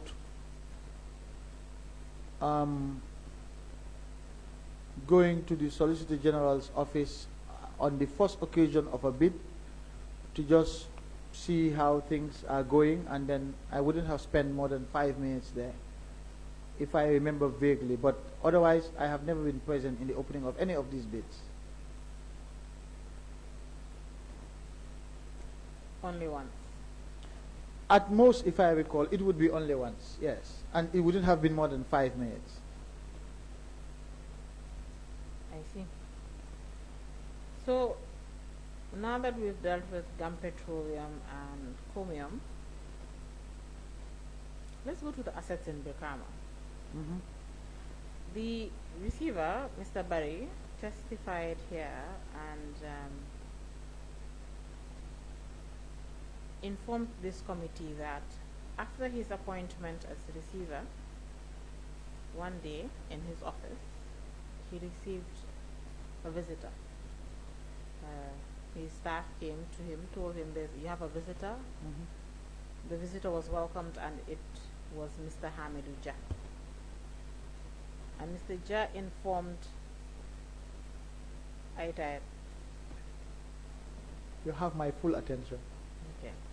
Mr. Jah informed Mr. Barry that he was in custody and control of assets that belonged to one of the former associates of Mr. President Janneh, that is Mr. Mohammed Bazi, and that the reason why these assets came into his custody was that Mr. Bazi and Mr. Jah were implementing a project at the power plant in Brikama. This project was given to them by NAWEC at the time, and there were a lot of equipment that was in Brikama, in this particular place, that were in the custody of Mr. Jah as the one that was in the country, since Mr. Bazi was not in the country. So he managed these, he had these all along. And interestingly, somehow, some way, these assets escaped, it seemed, everybody. Everybody being the Commission of Inquiry, the Ministry of Justice, in doing its preliminary findings in trying to make an application in the courts and subsequently for the legal notice. Mr. Jah kept these assets hid these assets from the government, from the Commission of Inquiry, waited 2 years after the commission, or after all the efforts the government had put in to recover as much loss as it could, and then approached Mr. Barry about these assets. And according to Mr. Barry, when he was informed about this, he informed Mr. Jah that I was engaged for specific reasons, and the scope of my work does not extend to these assets, which would make sense because the government was not aware about these assets. And then eventually, according to Mr. Barry, he informed the Ministry of Justice. He said he contacted the AG to tell or inform you about these developments. Is this correct? I have no reason to doubt Mr. Barry's accounts.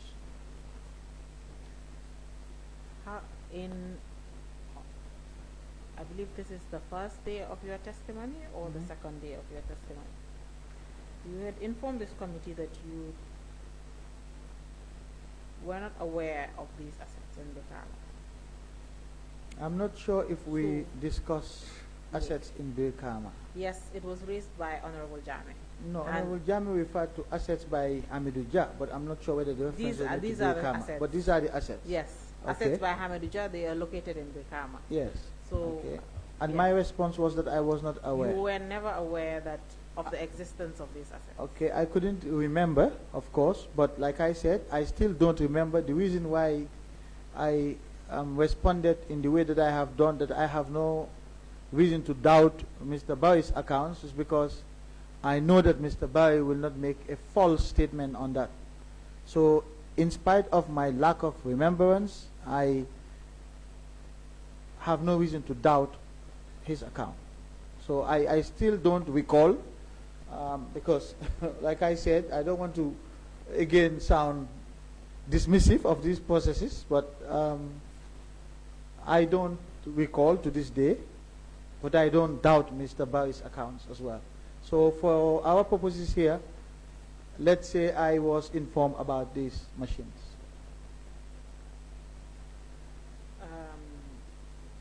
There were quite a number of assets. There are actually over 50 vehicles. 50. Yes, more than 50. Secretariat, if you can show the witness a copy of the list of these assets and the valuation report. This is the valuation report so he can take a look. And by the way, Council, just maybe to just add something. Your statement that these assets escaped everybody, I can assure you that there were other assets that escaped everybody, and I think the Commission did mention that they were not able to exhaust, and that their list was by no way an exhaustive list. And I know also that years after the Commission ended, new properties were being discovered that purportedly belong to the former president. So I would not be surprised if some assets are still out there that the government doesn't know about. Of course, we don't doubt that, and the committee is aware that eventually you don't want to come back on Monday. There's no way I can come. I give you a whole week. Please. All right. So, of course, the committee is aware that there were assets eventually discovered after the commission concluded its work. But there's a reason why I'm saying I used that word, that these assets were hidden, or they escaped everybody. Are you sure they were hidden? Have you listened to Mr. Hamidou Jah's version of events, Council, to make a statement that they were hidden? He may have a legitimate reason as to why he didn't come forward. Who knows? Or the ulterior partem we keep saying. You want to be Mr. Jah's advocate here. No, I'm being fair to Mr. Jah because I want him. Not for you. You don't have to be fair to Mr. Jah here. Or I have to be fair to everybody. I think I have been fair to everybody. Mr. here. Tambadou here. You can just advocate for yourself. But I'm not saying anything. I'm just saying he may have his reasons. I don't know him. I don't know Mr. Ja. I have never met him before. I've only heard about his name. But I'm just saying you never know. People may have genuine reasons why certain things didn't happen the way we all assume. I see. I like to give people the benefit of the doubt. Okay. Yes, I see the list here, Council. It's interesting. Quite a number of vehicles. Yes, we've also received pictures of these Okay. of these assets from Mr. Barry. There are quite a number of vehicles, and When were these disclosed to Mr. Barry? they were disclosed to Mr. Barry. He gave a date, but it was in 2019 when he was appointed. 2019. He was appointed in June, and now I don't want to paraphrase, but we can tell technical to look into the records. Okay. And pull up the video on when exactly. He did state he does not have the exact date, but he knows the month.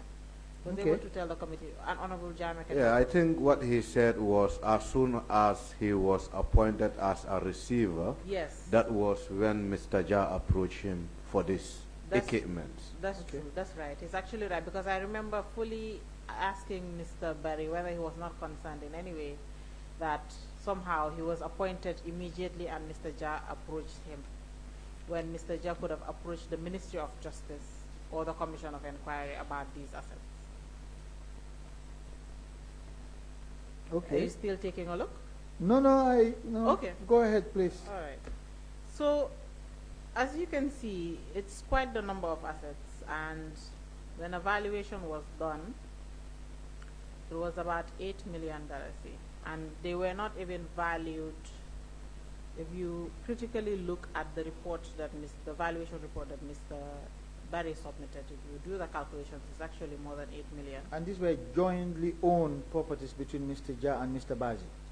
These were not jointly. It was for a project. Yes, a project So that was jointly that they owned. were supposed to, yes, Okay. by Mr. Bazi and. So then, if these equipments were serving the project, I am assuming that they must have been jointly owned as well. Well, that is not something we can confirm or deny, Okay. but according to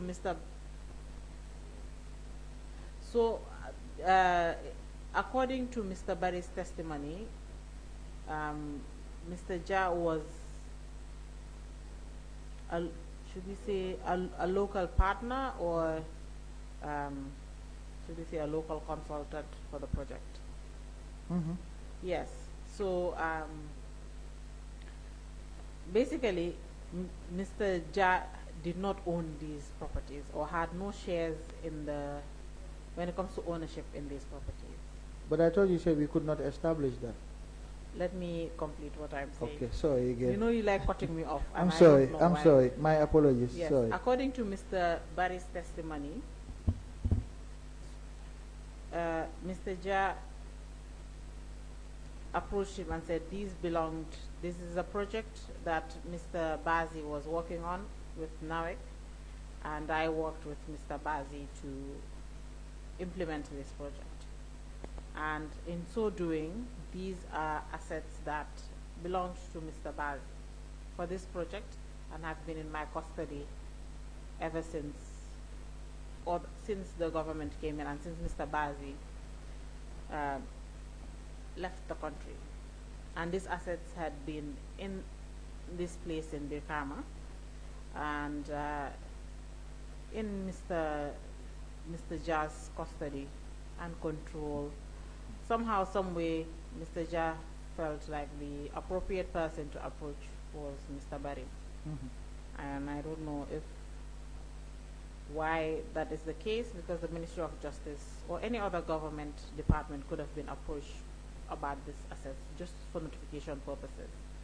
Just out of curiosity, sorry again, did you find out from, do we know who the government implementing partner was in this joint project between Mr. Ja and Mr. Bazi, who was the counterpart in government Oh, it's for this NAWEC. project. I've stated it's NAWEC. So it would have been NAWEC and the Ministry of Energy, of Petroleum.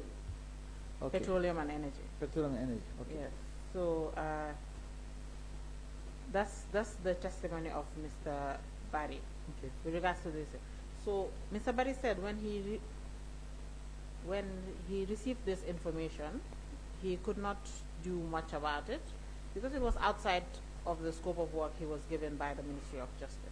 And if you take a look at the scope of work, of course, it is outside of it. And then eventually he contacted the Attorney General, and the Attorney General, being you at the time, informed him that, so Mr. Jia also came with a proposal that what he wants is to buy these assets. He wants to buy these assets Yes. so that he can own them. And when he told Mr. Barry said, I can't sell this to you because I don't have the authority, authority for that. I need to get approval Yes. and notify the government through the Ministry of Justice, Yes. which he testified here that he did, Yes. and that when he got this approval, he did a valuation of the entire assets. As you can see, it's a lot of items. Yes. And when he did, a report was prepared, and that he conducted a sale. Yes. So during the conducting of the sale, there were negotiations. Like I said, in Mr. Barry's calculation, the valuation report, or in the preparation, because he said the valuer was doing handwriting, was prepared the report by hand, and then they typed it out. The total came to $8.9 million and some change. But the committee, in doing its own analysis of the report, did find that it was actually more than 8.9 million. But for the purposes of this testimony, we will stick to the 8.9. And then when Mr. Barry comes back, he can continue from there. Did the But committee find more or less than 8? more than 8.9? Yes, it was 9 point something. Yes, okay. there was about $900,000 Okay. difference. Okay. But eventually, according to Mr. Barry's testimony, the property was sold, or the properties were sold at the tune of $7 million, because Mr. Ja negotiated, asked for a discount. Also, I think there is something we need to clarify on the figures. Yes, please. Looking at the evidence that Mr. Barry shared with us, partly it was more. Yes, it was more. But again, if you put the figures together, it was less, like 8.9, if I can 9 recall. million, yes. Yes, so basically, just for clarity purpose, we didn't really have a definite figure that we can rely on as a committee. Yes, the figure is not established per Yes. se. It was basically, I think, he was supposed to mention 8.9 or 9.8, and he mentioned 8.9, something like that. Yes, something like that. But the figures, the figure in Mr. Barry's submissions, he had created a summary to aid it's a summary of a report he had submitted to the Ministry of Justice. But if you take a look at the figure, and if you compare it to that document you have, there's a discrepancy with the figures. But what we're just trying to get at here is that when he stated when he engaged the services of a valuer, and the valuer prepared that report, which he digitized. Eventually, he contacted Mr. Ja as the one that said he wanted to buy these assets, but also he contacted the AG to get approval for the sale of these assets. Now, I have two questions here. The first one being, did the Ministry of Justice, or was the Ministry of Justice aware of the value of these assets before the sale was conducted? Was the Ministry of Justice informed? Mr. Barry did inform me about Mr. Ja approaching him on some assets that he declared to him. Yes, that did occur. And the value of the assets? I discussed with him because he mentioned that Mr. Ja suggested that he would like to buy the assets because that would enable him continue with the project work that he was already engaged in, and I thought it made sense because the assets were purchased and were being used for that project. It doesn't make sense to sell off these assets to a third party and then Mr. Ja will have to procure new equipment again, new assets to continue the project. So it made sense naturally to sell these assets to Mr. Ja. And I recall, I guess, the conversation that so long as it is valued and he is satisfied with the valuation, he can proceed with the sale. Even though the sale was done way below the value, at least more than $1 million below the value price, the assets were sold. Well, at this point, just look at this objectively. These assets were part of a project that was jointly run by Mr. Ja and Mr. Bazi. The project has not yet concluded, and it needs to be concluded because they were building a power plant in Brikama. And Mr. Ja proposed to buy these assets so that he can continue with the project. Would it make sense to sell these assets to Mr. Ja so that he can continue with the project of the power plant in Brikama? If you ask me, I would say it made sense to sell it to him. Now, whether it was 1 million more or less, I guess they negotiated, and because of the unique situation of this case, this particular case, and Mr. Ja's, I think, position in terms of the project, I can live with that. Think of the alternative. If these assets were sold off to a third party, what was going to be the impact on the project of the building of the power plant at that point in time? So Mr. Ja would have had to go and procure assets again, and that would have probably cost the project more, and it would have caused delays as well for the project, because I believe now, I remember I went to that project when it was being commissioned. I accompanied His Excellency the President to a ceremony in Brikama. But anyway, I'm just saying what would have been the alternative. Just think about it objectively, and the potential implications it would have created. For $1 million is for a $1 million difference for Mr. Ja to go and procure the same assets, and the delay that would occasion. In fact, it may have cost the project more money if it was delayed unreasonably. So I don't think $1 million difference in the context of this specific situation makes a world of a difference. I see. You don't agree? Well, it's not for me to agree or disagree, Mr. Tambadou. Somehow, when you were being questioned by Honorable Janneh about these assets, you didn't seem to know. Today you've remembered a lot about them.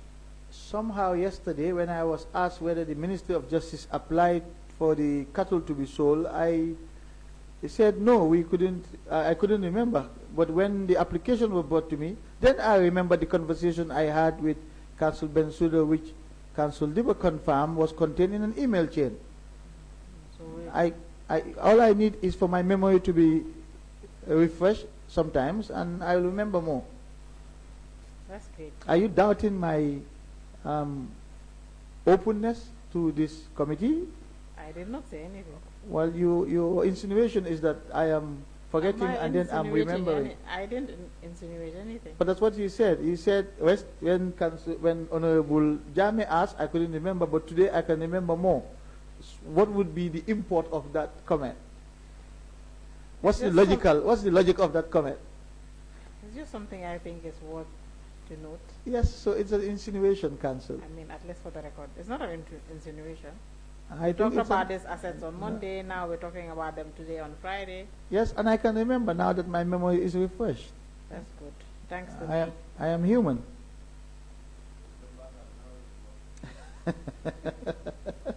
Otherwise, this is not about me. I have no personal interest in, you know.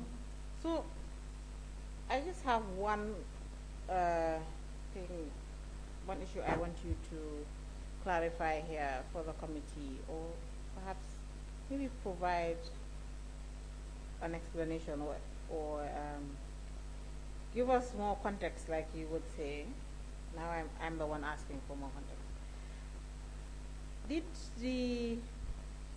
when Mr. Barry contacted the Ministry of Justice? When he contacted me, When he contacted you as the AG at the time about these assets, and you, in giving him instructions to sell below the valuation price as well. Council, no, I take exception to that. No, I but didn't give him instructions to sell below the valuation price. We did ask Mr. Barry Yes. about. I asked, he told me about negotiations. I told him to proceed. He said he had authority to sell. Yes, I told him to negotiate and sell. So, and that's why I'm saying if he sold it for $1 million less, given the circumstances, I think that was reasonable. Because you have to also think of the alternative. No, there's no point to think about the alternative. My issue here now is that when Mr. Barry informed you about Mr. Ja and these assets, even before the sale, what was your reaction, especially considering the fact that the attempts of the government were to preserve and so that the government can try to recover the loss, as much of the losses, as much as it can, yes, or as much as was possible at the time, yeah, was quite publicized, right? If there were people resident in the Gambia that were not aware of the government's attempts and initiatives when it came to recovering the loss the state had faced during the 22 years that Janneh was president, if there were people that were not aware, we can say they are not much. Because a quite public process, and yes, even the hearings you would hear on the radio, yes, if you don't have access to TV. So now, and the Commission of Inquiry in particular did not only look into President Janneh and his family, but looked into his close associates, being different individuals and even corporate bodies. Now, when eventually this information reached you, didn't you perhaps think that maybe it was important to at least engage Mr. Ja, or even wonder perhaps why weren't these assets brought to the notice of the government or even the Commission of Inquiry? No, Council, I did not. I trusted the professionalism of Mr. Barry to handle this, because... No, this was not about sale, but the notification Well, you meant if I wasn't curious to know why Mr. Ja didn't come forward with these assets? Yes. No, it didn't occur to me at the time, because I knew that with time there were going to be more revelations about other properties that belonged to former President Jammeh. So it was not something that was totally shocking to me. And as I said, even the Commission recognized in its report that this was not exhaustive and that more properties are expected to be discovered. And indeed, that was the case. More and more properties were discovered over time. And that's why I said I will not be surprised to this day if new properties are discovered. So I was not fazed at all by that. You were not fazed at all. I was not surprised. Let me put it that way. Okay. And just like I will not be surprised if a property is discovered today, the 19th of September 2025. I will not be surprised. It will not be surprising, but I believe the nature of these assets are different. For example, we know that land is still being discovered, or at some point quite a number of land was discovered, or information had reached the Ministry of Justice about land that belonged to the former president.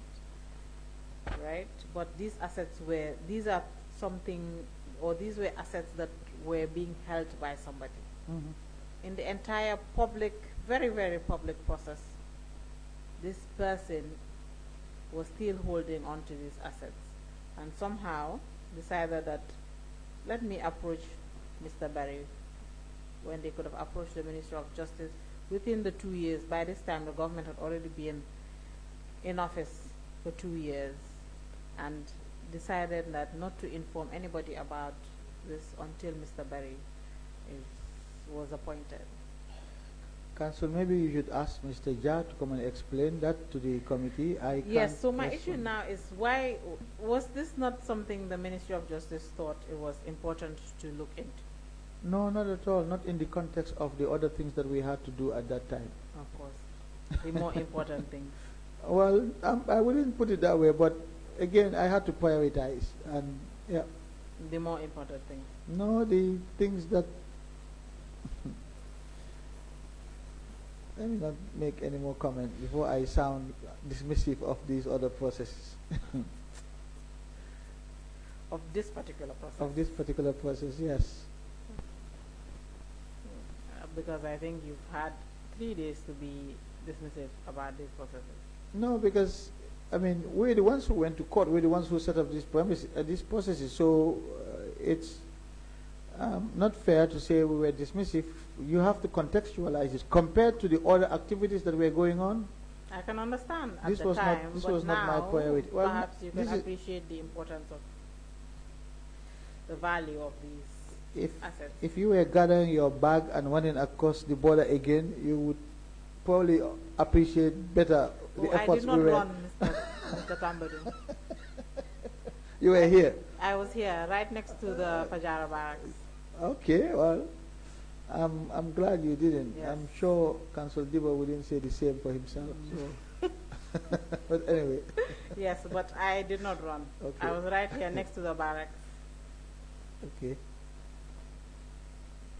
So now that we've covered the assets in Birkama and we've given clarity to the committee about the process that followed, since Mr. Barry's first concern about them was that they were outside the scope of his work, we would come to the assets being vehicles that were owned by EPI, Hmm. the sale of vehicles. Again, was the Ministry of Justice and you, the AG, updated or received information about the process, the sale process? Yes, I was informed about a few vehicles that were at the hotels, right? These were the vehicles at the Ozone Bay and Sun Beach or Sunset hotels, yes. Okay. And you were aware of the bidding process that followed? I assume there was a bidding process like all the other properties that were disposed by the receiver. Very well. Let's go back to land. And I think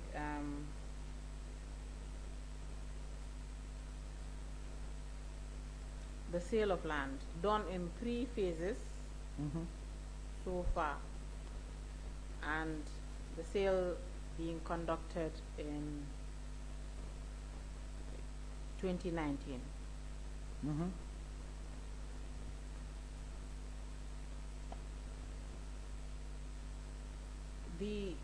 There were different properties. The land was in different areas in the country, but mostly we can say in the greater Banjul area. Banjul itself was the first phase of, or the first place that the sale took place. It was phase 1 of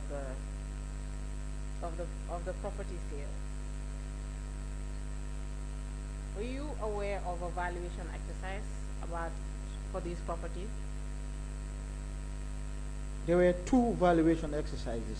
The first one was conducted by the commission, and the valuations were reflected in the commission's report. And then I know that the receiver commissioned a second valuation on the properties in general that were subsequently disposed. The second valuation exercise that was conducted, was this as due to the instructions of the ministerial task force and its technical committee, or was this just something the receiver did on its own, or on his own, and then it updated the Ministry of Justice?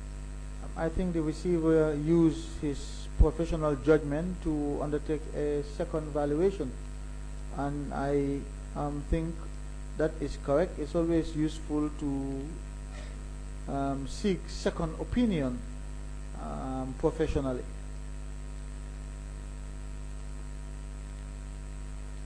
A second opinion, however, this was not done for the properties in Banjul.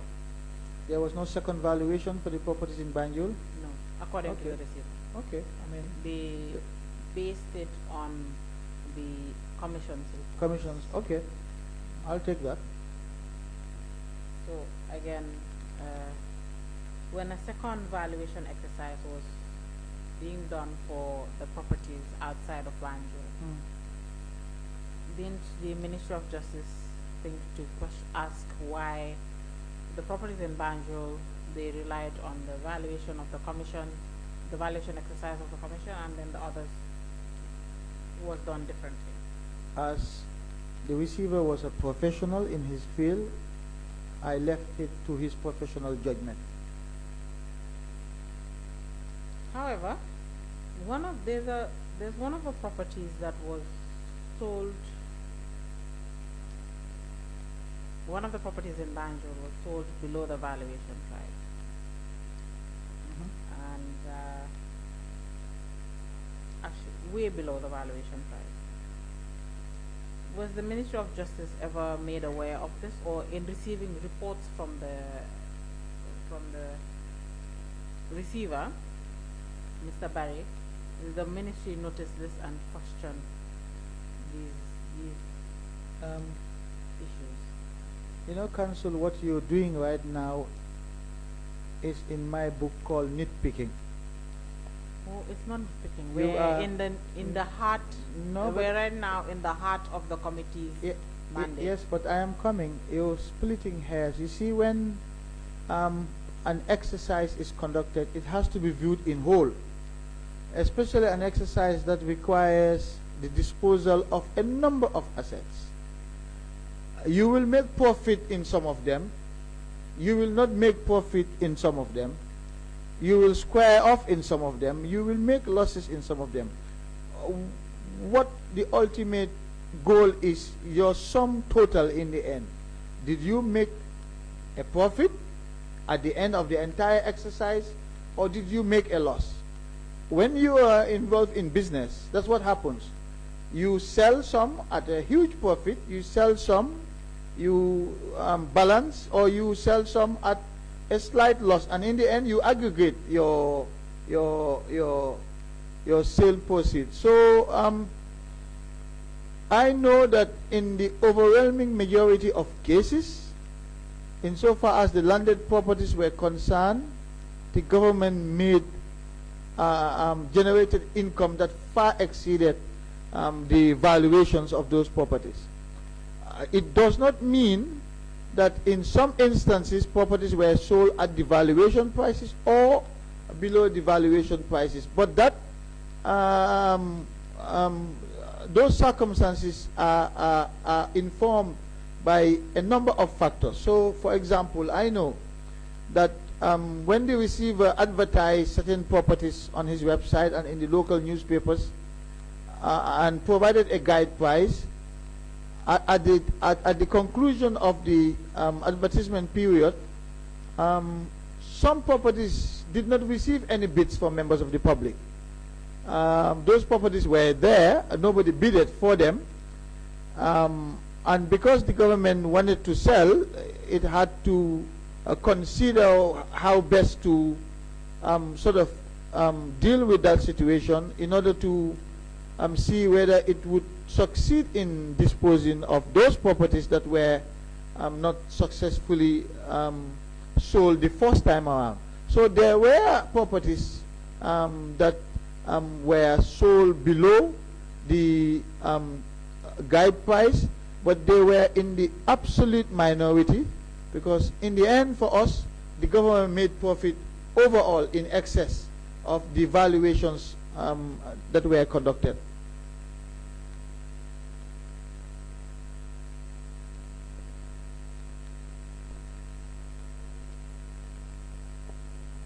Very well. So, like you said earlier, that whenever the receiver was about to conduct sales, they would conduct an analysis of bids received, and of course, periodically, he would submit reports to update the ministry and the government on the work being done so far. Yeah. Are you aware that there were government agencies that bought land? Like which agency? I know that we allocated office space to some government agencies for free. I mean, but which government agency? You mean the central bank? and Because when the you say Gambia land- Ports Authority. Because land and property, I want to distinguish between the two. So are you saying land or property? Land is property, but I'm talking about property that was developed and ones that are not developed. So Well, unfortunately, the receiver yes, does not make distinction with regards Okay. to he just okay, describes it as property that the Gambia Ports Authority bought. The property, so the Central Bank of the Gambia bought is it's well known. So the one that the GPA bought, was it bought below the valuation price? That's what I want to understand. No, exact at the valuation, sold for the valuation price. Yes. So the Gambia Well, Ports Authority my issue should- here is not about the sale. They say, you interrupted me before I could complete my question. Okay. I think you don't want me to ask you a question. No, I am actually enjoying this. Okay. You seem to be yawning a lot, though. So, It's been a long week. for you, it's been long months. For us. I'm sure. Yes. So, my issue here is I was just going to stop at Banjul for the time being, but my issue here is, and I was thinking that if you were going to pick up on the commencement of my question, it would not be about the price actually. It would be about government selling land to itself.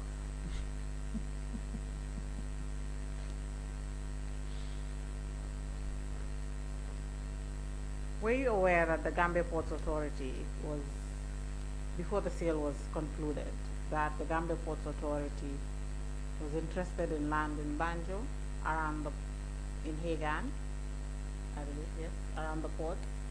Oh, the Gambia Ports Authority has always been interested in expanding the Yes, ports the port in the half-die area. exactly, Yes. and that the Gambia government sold land to the Gambia Ports Authority. But Through a third party. yes, but council, you don't think you think? Are you suggesting that the government should have given that land to the It could have state-owned enterprises? allocated it to the Gambia Ports Authority. You know, the Gambia Ports Authority does not give the government anything. If the government deals with the I Gambia don't know Ports why Authority, you want to refer to government allocating land or government well, the government wanted to handing generate o- income. handing over assets to its agencies as gifts. No, these have separate legal personalities, council. The Gambia, Mr. Tambadou, the issue here is that a government agency was, like you said, government had given or allocated properties to other agencies for free.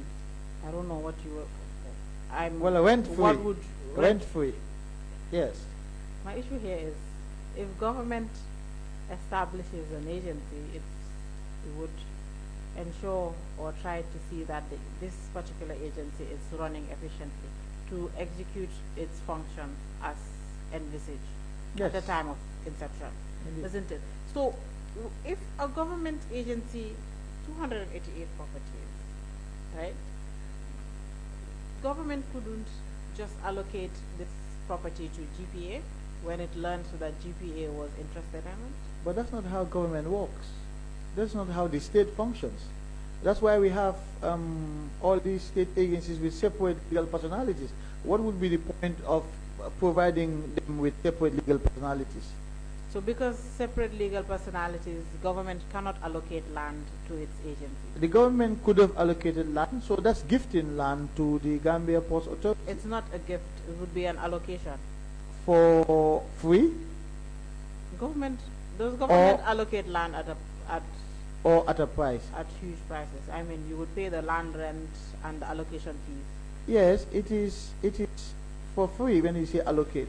So that would have been a gift. Their fees paid eventually. Yeah, but these are administrative fees. So It still doesn't make it a sale, it's a gift in that case. again, why didn't government just allocate this property to the GPA? Because the GPA charges government for its services. Why doesn't the GPA provide free services to the government? So now, Mr. Tambadou, are you saying that in general, government shouldn't allocate proper land or anything to its agencies? I'm not saying that. Government should do business with itself.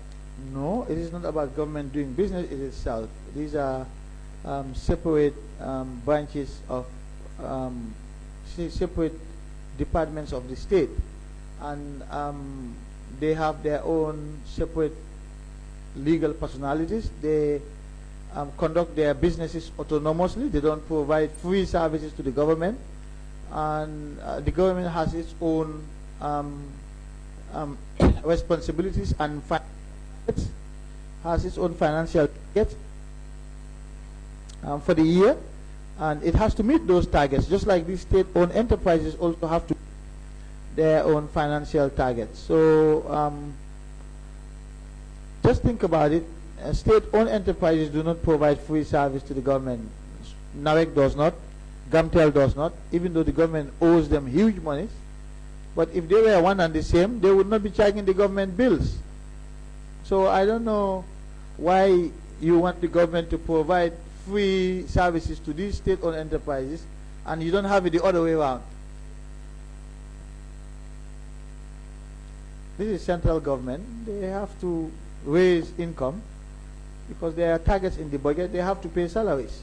Government doesn't pay the salaries of state-owned enterprises. State-owned enterprises pay their own salaries. Government has to pay salaries of government workers. Where do you think it's going to get the money from?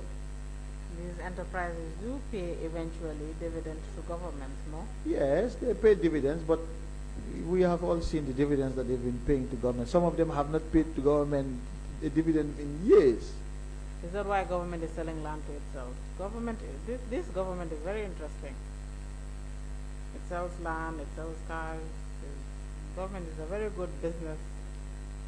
Are you dismissing the recommendations of the Janneh Commission? Mr. Tambadou, I am not in any way dismissing these. But the government's actions were premised on the recommendations. My concern is these are 288 properties. Two government entities are interested. Each one of them are just interested in one property, and government could not allocate this to So the government these should two have been a agents. Samaritan and allocate To itself. It's not to government. And then, interestingly, conducting the sale, now is it government selling land? That's one thing. Government selling land to itself, another thing. But government here selling land to itself through a third party. Government is not selling land to itself. And second, all of this was based on the recommendations of an independent commission of inquiry that was set up to guide sell the land government. to itself through a third party. Oh no, it was government that, it was the commission that recommended for the properties to be sold as a way of recovering monies that were misappropriated? Mr. Tambadou, the issue here is government selling land to itself through a third party. No, Council, that's not the issue. A third party is benefiting in government selling land to itself. Well, a third party was appointed as receiver as recommended by the Commission. And then government could have just allocated this land to itself, to these agencies. These are its agencies. It would be very. I know what you want me to say. I'm not just giving it is unusual. No, it is not, because these state-owned enterprises You're charge the interrupting government. me. You're interrupting me. But this, no, You are because we've been interrupting back me. and forth on this. You don't even know what I'm going to say. Okay. Or unless you can read my mind. No, I cannot. Exactly. So, like I was saying, or like I was trying to say, government, it's unusual for government to sell land to its own agencies. If government establishes agencies, it should want to see that these agencies are executing the functions that they were established to do so. Shouldn't it? So therefore, if these agencies need land in order to execute the functions, or need space in order to execute the functions in which they were established to do or to carry out, it is quite unusual for government to do that and then sell this land through a third party. Government is selling land to itself and has brought somebody to be in the center of the issue, and then the transaction is passing through that individual. Council, before you respond, you can allow us to put a context to what you're saying as well. Sure. Yep. Thank you. Yes, it's working. Thank you, Chair. Mr. Tambadou, I think what the council is actually saying, I can give you a typical example. In 2018, when the Minister of Finance did supplementary appropriation, a part of the money, to be exact, 180 million, was actually appropriated to Central Bank of the Gambia for recapitalization. And it is the same Central Bank of the Gambia that bought the Future Lake building. So essentially, government actually do help some of these institutions because they own them. So if government is selling to itself, when in fact they can give them with the hope that their operational expenses actually can be lowered, because when they make profit, then they can pay dividend. And the case in point in the Gambia Ports Authority.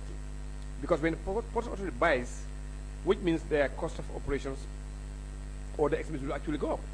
So that actually limits the dividend, the potential dividend the government actually is going to earn. So that's exactly what he's trying to say. Like, instead of selling or buying on your own from government to government, why not you give them? Because when you do that, you're actually supporting them in various ways, like the cash injection that we did in 2018 to the Central Bank of the Gambia, where 180 million was given to recapitalize the bank because they were almost in trouble. So that's exactly what we're trying to get at. Yeah. I fully understand that point, Honorable. And it from the point of implementation of a recommendation by a commission of inquiry by the government at the time. And it was the commission that recommended for a receiver to be appointed, which the government accepted and implemented. It was the commission that recommended for the properties to be sold in order to recover monies that were misappropriated, which the government accepted and implemented. Now, whether state-owned enterprises should have been treated differently is perhaps something that should have been thought about at the time. But were there any approaches made by the state-owned enterprises to the government in terms of whether whether specific requests were made? I don't know. I am not aware of that. But follow to that, Mr. Tambadou, the recommendations of the commission were not mandatory on the government, and that was why a ministerial task force was also set up to look into certain things that government will implement. Not so. Indeed. Yeah. So those decisions could have come at that point, if the ministerial committee should say, okay, perhaps this particular property can be given to Jeep Gambia Port Authority without anything. Don't you think that would be executed? Yes, absolutely. If the matter was brought to the attention of the ministerial committee, but I do not recall at any point when a state-owned enterprise had approached the ministerial committee on such matters. It's not about approaching Yes. the ministerial committee. It's about the ministerial committee taking that decision, because I have seen in the recommendations, the commission would recommend something, but then the ministerial committee would recommend another thing in the disposals of those assets. I'm not sure whether the ministerial committee deviated from the commission's recommendations on properties. No, I did not say that. Yes. I know the ministerial committee recommended on their own.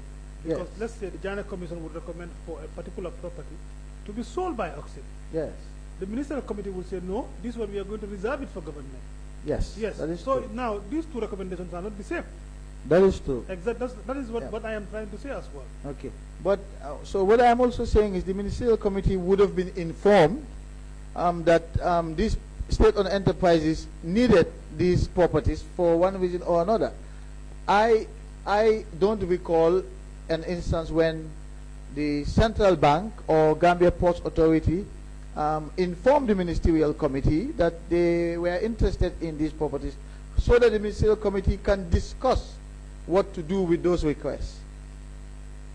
If you see what I mean, the ministerial committee needed to be aware of the interests of these state-owned enterprises for it to even discuss it with the receiver. But if it was not made aware of these interests, then it wouldn't know. And if these state-owned enterprises submitted bids, as all bidders were instructed, sealed and sent, and then it was opened and they were informed and they paid without the knowledge of the ministerial committee, because the ministerial committee will only know the bidders and how much were paid in the report that will be submitted after the process for that phase. So if the state-owned enterprises did not make their interest known, the ministerial committee would not have been wouldn't have had the opportunity to discuss it. Yes. Council, can we take at least 5 minutes break to allow members also to Yes, please. at least use at least 5 minutes? We'll come back. Thank you.